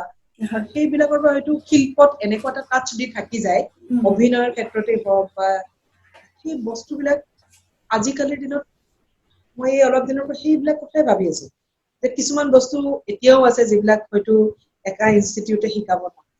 সেইখিনি নিজৰ পৰা আৰু আপুনি যিটো ক'লে একেবাৰে ওচৰৰ পৰা জীৱনক উপলব্ধি কৰিব পাৰিলে লিড ৰোলটো নাপালেও যিকণ পাইছে তাতে কিন্তু সেই সমগ্ৰ কথাখিনি সোমাই পৰে আৰু দৰ্শকে মনত তেওঁকে লৈ যায়, তাৰ ছাপ বহি থাকি যায়। গতিকে সেইকাৰণে নাটকৰ ক্ষেত্ৰতে হওক বা মই যদিও নিজে ট্ৰেইনিং ইনষ্টিটিউটৰ পৰা মই পাছ কৰি আহিছো বা তাৰপিছতে মই কাম কৰিবলৈ মই যথেষ্ট সুবিধা পাইছো, অৱকাশ পাইছো, মোৰ ভিজনটো খুলি দিছে NSD, সেইবিলাক হয়। তথাপিতো মই ভাবো জানা শিল্প কৰিবলৈ তোমাৰ ইমান ট্ৰেইনিঙৰ হয়তো প্ৰয়োজন, বহুত হয়তো শিল্প এনেকুৱা ডাঙৰ ইনষ্টিটিউটত নোযোৱাকৈ তুমি হয়তো ভাল নাটক কৰিব পাৰা, ভাল নাটক লিখিব পাৰা, তোমাৰ মনত ট্ৰেইনিং ইনষ্টিটিউটৰ পৰা ওলাই অহা সকলোতকৈ তোমাৰ মনত তাতকৈ খুব বেছি সমৃদ্ধিশালী চিন্তাৰ উন্মেষ ঘটিব পাৰে। গতিকে এইটো খুব ডাঙৰ কথা ক'লে, বা মই সকলোৰে কাৰণে কিন্তু এইটো এটা ডাঙৰ উৎসাহজনক কথা ক'লে যে এনেকুৱা বিশেষ মানে প্ৰশিক্ষণৰ প্ৰয়োজন নাই বুলি যিটো আপুনি ক'লে। বহুতৰ এনেকুৱা হয়, নিজে প্ৰশিক্ষণ লৈছো তথাপিতো মই ভাবো হয়, কাৰণ বহুতৰ এনেকুৱা হয় NSD লৈ কিমানজন নিৰ্বাচিত হয়, তাৰে এইটো ক্ষেত্ৰত আচলতে পুৰুষ নাৰীৰ কথাটো আনিব নালাগে, কিন্তু নাৰীৰ ক্ষেত্ৰত কিমান গৰাকীয়ে যাব পাৰে, এনেকুৱা বহুত কথা থাকে, ঘৰুৱা কথাই হওক বা বিভিন্ন আন কিবা কাৰণেই হওক। গতিকে আপোনাৰ এই কথাটো কিন্তু বৰ উৎসাহজনক এটা কথা, আৰু নিজৰ পৰা অনুভৱ কৰিব যদি পাৰে যে কামটোক যদি ভাল পায়, সম্পূৰ্ণৰূপে ভাল পায়, মানে তাত কোনো এনেকুৱা ইফাল সিফাল কথা নাথাকে যে বেলেগ একো নাপালো কাৰণে এইটো বাদ লৈছো, এনেকুৱা নহয়, মই ভাবো তেতিয়া ইমান চিন্তা কৰিবলগীয়া নাথাকে। আজি শিল্পৰ সাধনা এতিয়া কোনো ট্ৰেইনিং, কোনো মানে মোৰ প্ৰয়োজনীয়তা নাভাবো, চিন্তাৰ উন্মেষ, তোমাৰ ভাবাৰ সেই কেপাচিটি খিনি ক'ৰ পৰা আহে? ভাল কথা ভাবিলে তুমি ভাল সাহিত্য পঢ়িছা, ভাল কবিতা পঢ়িছা, ভাল চিনেমা চাইছা, তুমি ভালকৈ জীয়াই আছা, তুমি বহুত চেলফিছ হৈ জীয়াই থকা নাই, তুমি মানুহ হৈ জীয়াই থাকিবলৈ চেষ্টা কৰিছা, এইবিলাক লগতে তুমি ভাল চিনেমা চাব লাগিব, ভাল নাটক চাব লাগিব, ভাল সাহিত্য পঢ়িব লাগিব। সাহিত্য পঢ়াই মোৰ বহুত সহায় কৰে। ভাল সাহিত্য যেতিয়া তুমি পঢ়িছা, সাহিত্য এনেকুৱা এখন পৃথিৱী, সেই পৃথিৱীখনত কি নাই, গতিকে সেইবিলাকে তোমাক বহুত বহুত খোল খুৱাই দিব পাৰে। গতিকে তাৰ কাৰণে ভাল চিন্তাৰ উন্মেষ হ'বৰ কাৰণে কোনো ট্ৰেইনিঙৰ প্ৰয়োজন নহয়। সেইকাৰণে ময়ো আজি এই তোমাৰ লগত কথা পাতি থাকোতে মই ক'ব বিচাৰিছো, বহুত সময়ত আহে যে মোৰ ল'ৰাজনে এনেকুৱা কৰিব বিচাৰে, আপোনাৰ ওচৰত এক্টিং শিকিব বিচাৰে বা নাটক শিকিব বিচাৰে, বা বাইদেউ আপোনাৰ লগত নাটক কৰিবলৈ কেতিয়াবা ল'ব পৰা যায়, কেতিয়াবা ল'ব পৰা নাযায়, বা তেওঁলোকৰ এনেকুৱা থাকে যে কি একোৱে কৰিব নাই পৰা, অলপ নাচে আৰু অলপ আগবঢ়া, এই বস্তুটো ফৰ্চফুলি হ'ব নোৱাৰে, ফৰ্চফুলি অলপমান কেইবছৰলৈ মানলৈ হয়তো লৈ যাম, সেইটো এটা দীৰ্ঘম্যাদী হ'ব নোৱাৰে। ফৰ্চফুলি কেইবছৰমান তেওঁৰ হয়তো আমি নাটক কৰোৱাই দিলো, সেই বস্তুটো দীৰ্ঘম্যাদী হ'ব নোৱাৰে, সলিউশন হ'ব নোৱাৰে। তেওঁ খুব ভাল শিল্প কৰিবৰ কাৰণে তেওঁ নিজৰ ভিতৰৰ পৰা আন্তৰিকতা থাকিব লাগিব, ভাল পোৱা থাকিব লাগিব, একান্তভাৱে লাগি থকাৰ ইচ্ছা থাকিব লাগিব। গতিকে এটা কবিতা লিখিলো বা এখন কবিতা কিতাপ ওলাল নহয়, আৰু ভাল কবিতা সৃষ্টি কৰিবলৈ, ভাল নাটক সৃষ্টি কৰিবলৈ তেওঁৰ ভিতৰত সেই এটা তাৰণাটো থাকিব লাগিব, সেই তাৰণাৰ পৰাহে শিল্পৰ সৃষ্টি হয় বুলি মই ভাবো। হয়, ময়ো একমত। আৰু আপুনি অনুপম খেৰৰ যিটো শিক্ষানুষ্ঠান আছে শিল্পৰ, এগৰাকী শিক্ষক হিচাপে আপুনি প্ৰায় 2 বছৰ কাম কৰিছে নহয়, কেনেকুৱা অভিজ্ঞতা, কেনেকুৱা? মুম্বাই এখন সঁচাকে সপোন নগৰী। তাতে বিভিন্ন মানে এই গোটেই মিডিয়ামটোৱে ধৰা মানে চিনেমা নাটক চিৰিয়েল বা এই যিসকল অভিনেতাৰ জগতখন বম্বেত মানে সঁচাকৈ এখন সপোন নগৰী কেনেকুৱা যে তাতে অভিজ্ঞতা হৈছে কেনেকুৱা ছাত্ৰ ছাত্ৰী পাইছো বা কেনেকুৱা ছাত্ৰ ছাত্ৰীৰ কেনেকুৱা চিন্তাধাৰা পাইছো গতিকে এটা মোৰ কাৰণে এটা মানে বিশাল অভিজ্ঞতা আৰু মোৰ চিন্তাৰ নতুন বাট মুকলি কৰি দিলে এই ইনষ্টিটিউটটো যোৱাৰ পিছত ইমান ল'ৰা ছোৱালী আহে এটা বেটছত মই পঢ়াবলৈ পোৱা বেটছ বিলাকত 30টা মানকৈ ষ্টুডেণ্ট থাকে মই সদায় নতুন বেটছ অহাৰ আগতে প্ৰাৰ্থনা কৰি সেই ভগৱান কেইজনমান কম থাকিলে হয় আৰু অনুপম খেৰ ছাৰে চাগে সেইফালে ভাবে বা তেওঁৰ মেনেজাৰে হয়তো ভাবে ইটছ গুড ডেট আমি খুব ভাল সংখ্যক ছাত্ৰ ছাত্ৰী পাইছো আৰু মই ভাবো যে কি সেই ভগৱান কেইজনমান কম ছাত্ৰ ছাত্ৰী থাকিলে হয় যাতে পঢ়াব পাৰি তেওঁলোকে গতিকে ইমান আহে তেওঁলোকৰ তালৈ ইনষ্টিটিউটলৈ গতিকে তেওঁলোকে ল'বও লাগে তেওঁলোকক আৰু সেই টিচিংটো অলপ বেলেগ আমি অসমত আৰ্ট এডুকেশ্যন বুলিলে আমি যিটো ভাবি থাকো অৰ্চনা আমি এটা গুৰুমুখী বিদ্যাৰ নিচিনাকে ভাবি থাকো যে কি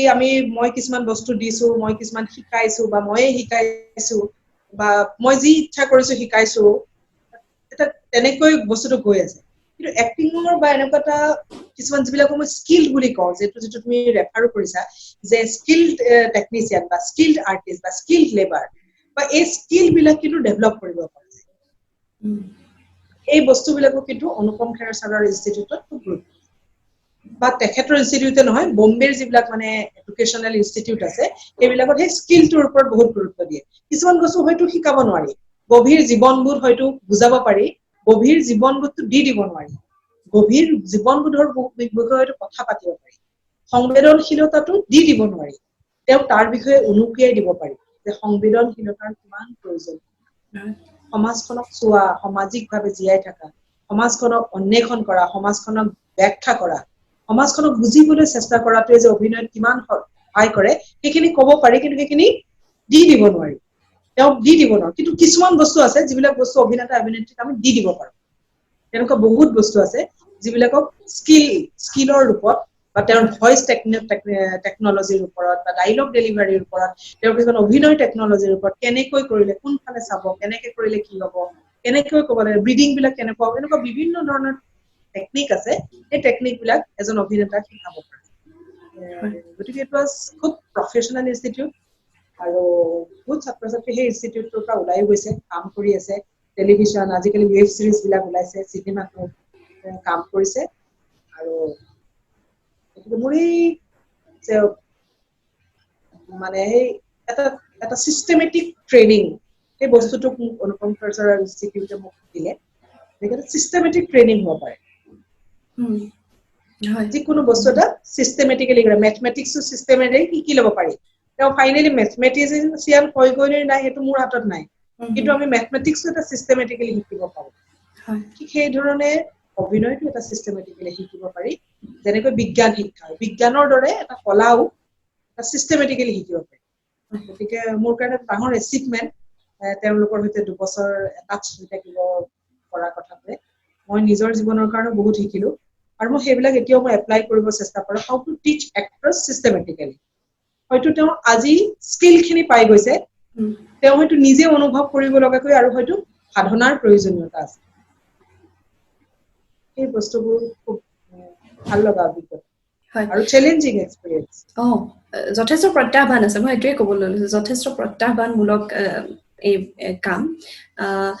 আপুনি ক'লে মায়ানগৰী মুম্বাই যথেষ্ট মায়া আছে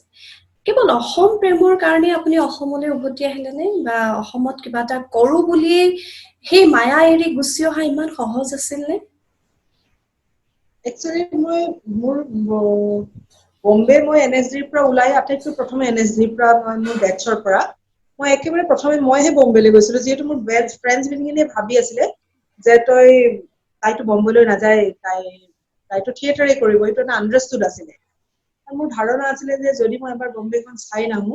কিনো কাম হয় কেনেকুৱা নহয় সেইটো মোৰ গোটেইটো জীৱন থাকি যাব কিন্তু মই 99ৰ পৰা সদায় অসমতে আছো এতিয়া মই সদায় মোৰ এটা অসমত ঘৰ আছে সৰুকৈ দুকুঠি এটা ভাড়া ঘৰে আছে যিয়ে আছে সদায় অসমত এটা বেছ আছে আৰু মই সদায় কাম কৰি আছো মই খালি অসমতে কাম কৰি থাকিব বিচৰা নাছিলো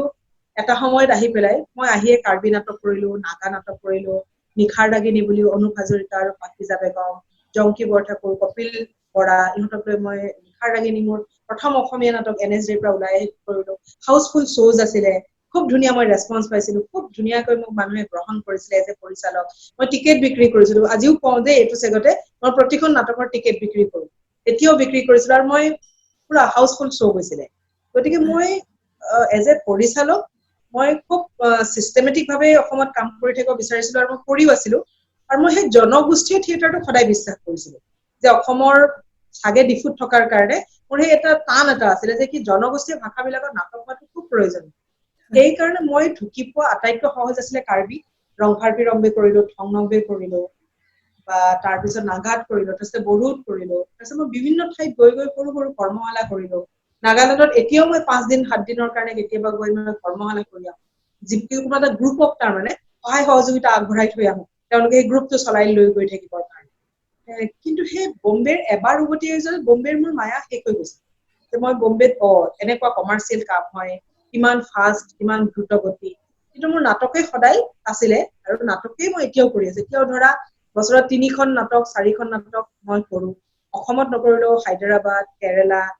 লক্ষ্ণৌ, বিভিন্ন ঠাইত মই গৈ পঢ়াও। গতিকে মই এজ এ পৰিচালক NSDৰ পৰা ওলাই আহি কাম কৰি উঠিয়ে মই গোটেই ভাৰততে কাম কৰি থাকিব বিচাৰিছিলো অৰ্চনা, কাৰণ মোৰ ভালো লাগিছিলে, কাৰণ মই ট্ৰেভেল কৰি ভাল পাওঁ, এঠাইৰ পৰা আনঠাইলৈ গৈ বিৰাট ভাল পাওঁ। আজি কেৰেলা গলো, যেতিয়া মোৰ ছোৱালীজনী হোৱা নাছিলে তেতিয়ালৈকে মই পুৰা ভ্ৰমণ কৰি আছিলো, আৰু তাই যেতিয়া মই প্ৰেগনেণ্ট আছিলো তেতিয়াও মই তাইক লৈ পেলাই মই নাগা নাটক এখন, টেকনিকেল কালাৰ ড্ৰিলছ বুলি নাটক এখন লৈ বম্বে আৰু মই দিল্লীত শ্ব' কৰিবলৈ গৈছিলো। গতিকে মই সদায় নাটক কৰি আছো, গতিকে মায়া এৰি ঠিক ঘূৰি অহা নহয়, মইতো আকৌ কৰিবলৈ যাম। গতিকে মই সদায় আকৌ চাগে বম্বেলৈ যাম, বা আকৌ আন এখন ঠাইলৈ গৈ মই নাটক কৰিম, বা চিনেমা এখনৰ কামত হয়তো মই কেতিয়াবা যাব পাৰো। গতিকে ঠিক ঘূৰি অহা, আৰু অসম প্ৰেম বুলিও নহয়, মই আচলতে এনেকুৱাই আৰু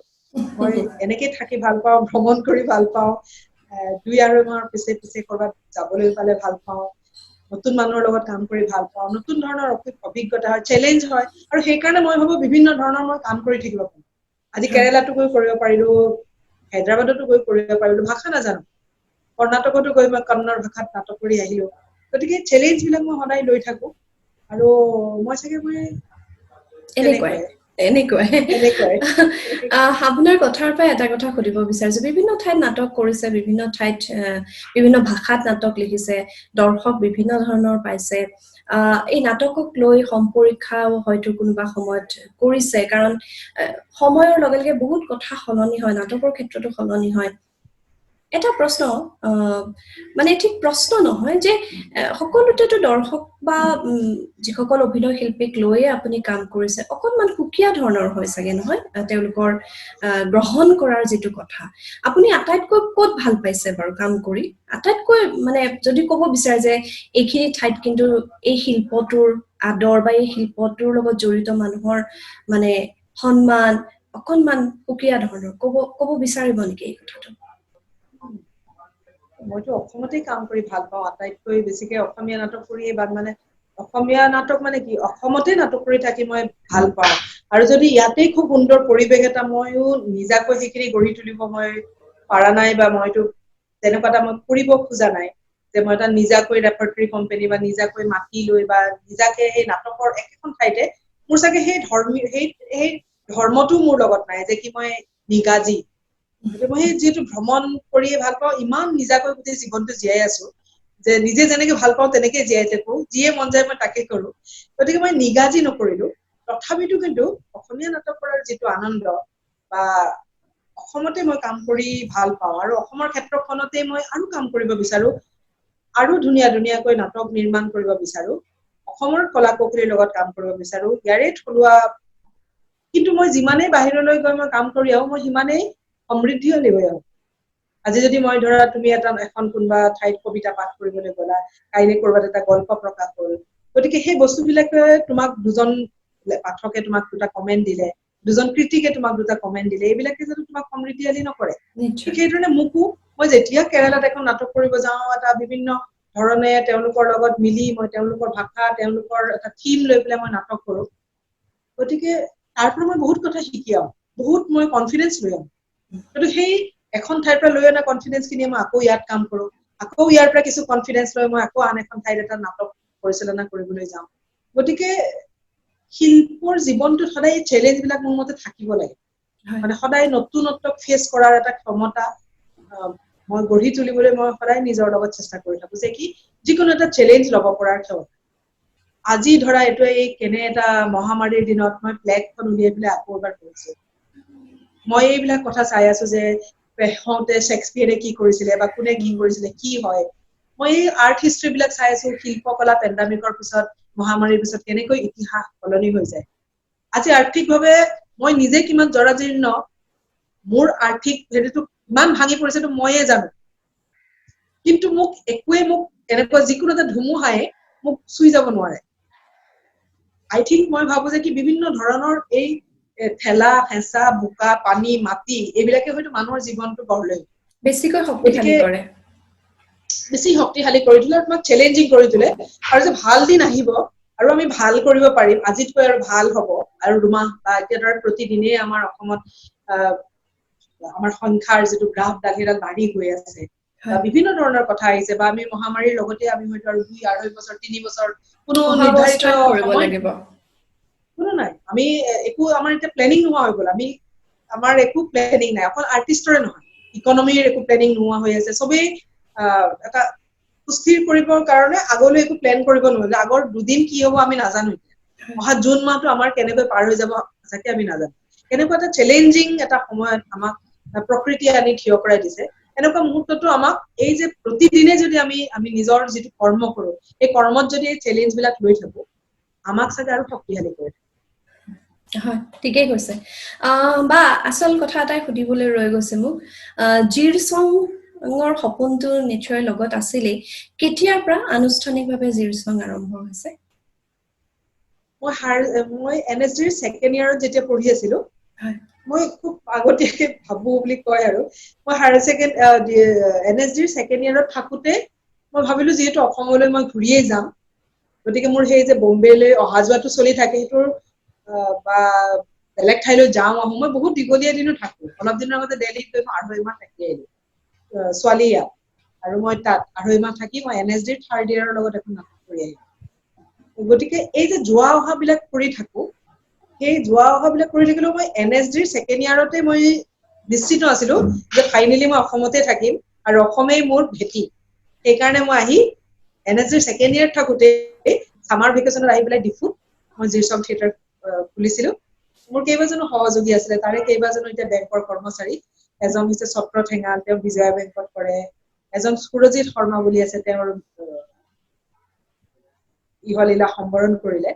আৰু অতুল কলিতা বোলা এজন আছিলে ৰাণা বৰদলৈ বোলা এজন আছিলে আছাবুৰ ৰহমান বুলি এজন আছিলে এই সকলৰ লগত লগ লাগি পেলাই সেই তেতিয়াই মই জিৰচং থিয়েটাৰটো আৰম্ভ কৰিছিলো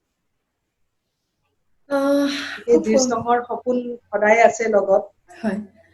আৰু জিৰচং আপোনাৰ লগত সদায় থাকক আপোনাৰ লগত কাম কৰা সকলৰ মাজলৈও এই সপোনটো যাওক সিমান দায়বদ্ধতা সিমান নিষ্ঠাৰে সকলোৱে সপোনটো লালন পালন কৰক আজি এখন মঞ্চ আছে আৰু আপুনি যিখিনি কথা ক'লে এই কথাখিনি আজি বহুত কেইটা দিশ মুকলি কৰাৰ দৰে মোৰ লাগিছে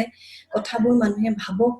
উপলব্ধি কৰক আৰু মই এইটো নকওঁ যে আপুনি কোৱা কথাখিনি হয়তো এইটো কথা আপুনিও এনেকেও নাভাবে যে এইখিনিয়ে সম্পূৰ্ণ কথা ইয়াৰ লগত আৰু কথা যোগ হ'ব কিন্তু কথাবোৰ ক'ব লাগিব কথাবোৰ পাতিব লাগিব তেতিয়াহে কথাবোৰ ওলাব আকৌ লগ পাওঁ আপোনাক আকৌ কথা পাতিম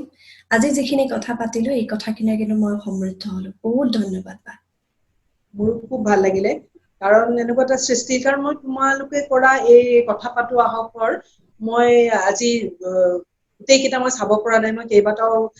গোটেইখিনি কথা মই জনাও নাছিলো যে এনেকুৱা এটা অনুষ্ঠান তোমাৰ চলি আছিলে কিবা কাৰণত মই মিছ কৰিছো বহুত দিন ফেচবুকত মাজতে নাছিলো কিন্তু মই আজি মই নতুনকৈ আকৌ শিকিলো যে ব্লগিঙৰ বিষয়ে মোৰ নিজৰো এটা ব্লগ আছে কৰি আছো বা তেওঁ নিৰবিচ্ছিন্নভাৱে পুষ্পাঞ্জলিয়ে কেনেকৈ ব্লগিঙৰ কালচাৰটোৰ লগত জড়িত হৈ আছে আৰু কেনেকৈ তেওঁ আত্মনিৰ্ভৰশীল হৈছে আৰু তেওঁ আত্মনিৰ্ভৰশীল হৈয়ে নহয় তেওঁ তাৰ লগতে বেটাৰমেন্ট নিজৰ বেটাৰমেন্টৰ কাৰণে তেওঁ কাম কৰিব পাৰিছে সৃষ্টিশীলতাৰ যোগেদি সেইখিনি কথা মই আজি জানিব পাৰিলো মই বুলজিত বুঢ়াগোহাঁই মোৰ বহুত দিনীয়া তেওঁৰ পুৰণা চিনাকি ভাতৃ প্ৰতীম তেওঁৰ কথাখিনি শুনিলো তেওঁ কিমান কাম কৰিছে এই লকডাউনটোৰ সময়ত এই গোটেই কথাখিনি জানি মই আৰু অভিভূত হৈ গৈছো গতিকে আৰু বহুত কেইটা আছে এই গোটেই মই আৰুণী কাশ্যপৰটো শুনিব লগা আছে আৰু তুমি আন যিখিনি মই বহুতো হয়তো নাজানো গতিকে গাৰ্গী দত্ত বা এনেকুৱা ঋতুপৰ্ণ আছে, শিখা বৰুৱা ঋতুপৰ্ণ আছে, ঋতুপৰ্ণ আছে, শিখা বৰুৱা আছে, শিখাকো মই জানো, ঋতুপৰ্ণৰ খিনিও মই গম পাই আছো গতিকে এই যে কথাবিলাক মানে ঋতুপৰ্ণহঁতে কিমান ধৰণৰ এখন নতুন জগত মুকলি কৰি দিছে কিমান স্বাধীনতা আনি দিছে এই সমাজখনলৈ এখন মানে ঘুক মৰা মানে বহুত অসমীয়া সমাজলৈ ঋতুপৰ্ণহঁতৰ নিচিনা মানুহবিলাকৰ পৰা মানে মই অনুপ্ৰাণিত হওঁ গতিকে কিমান বললি কথাবিলাক ক'ব পাৰিছে গতিকে সিহঁতি একদম সাহসৰ প্ৰতীক আৰু মই সেইকাৰণে এই যে নতুনকৈ যিবিলাকে কাম কৰিবলৈ আৰম্ভ কৰিছে মই সিহঁতৰ লগত ইণ্টাৰেকশ্যন কৰি বিৰাট ভাল পাওঁ গতিকে প্ৰতিদিনেই মই নতুন নতুন কথা শিকো আৰু মই পুষ্পাঞ্জলিৰ লগত কথা পাতি বা তেওঁ ভিডিঅ'বোৰ চাই আৰু তেওঁৰ পৰা মই ইমান অনুপ্ৰাণিত হৈছো মই কিয় এনেকুৱা কামখিনি কৰা মই ক'ব পৰা কিমান কথা আছে এই কথাখিনি মই এতিয়াও হয়তো মই আনুষ্ঠানিকভাৱে কোৱা নাই বা ভুল যেতে কিমান নিৰবিচ্ছিন্ন মোৰ মনত পৰে মই যেতিয়া প্ৰথম মানে মই তেতিয়া ইলেক্ট্ৰনিক মিডিয়াত খোজ দিছো মাত্ৰ মই আপোনাৰ এখন নাটক চাবলৈ আহিছিলো আৰু তেতিয়া মই প্ৰথম আপোনাক লগ পাইছিলো একেবাৰে নতুন আছিলো কিন্তু আমি যেতিয়া কথা পাইছো আপুনি ইমান আন্তৰিকতাৰে কথাখিনি পাতিছিল 2009 চনৰ কথা 2009 চনত মই প্ৰথম লগ পাইছো 2009 চনৰ পৰা হয় 2020 চনত আজি আকৌ ইমান সময় জুৰি কথা পাতিছো ময়ো শিকিছো আপোনাৰ পৰা যথেষ্ট সময়ত শিকিছো আৰু আজি সেইকাৰণে খুব ভাল লাগিলে মই আকৌ কৈছো মই সমৃদ্ধ হৈছো মোৰো খুব ভাল লাগিলে তোমাৰ লগত কথা পাতি বহুত দীঘলীয়া দিনৰ মূৰত কথা পাতিলো আমি মাজে মাজে হোৱাটছআপ বা এনেকে ফেচবুকৰ জৰিয়তে কথা পাতিলো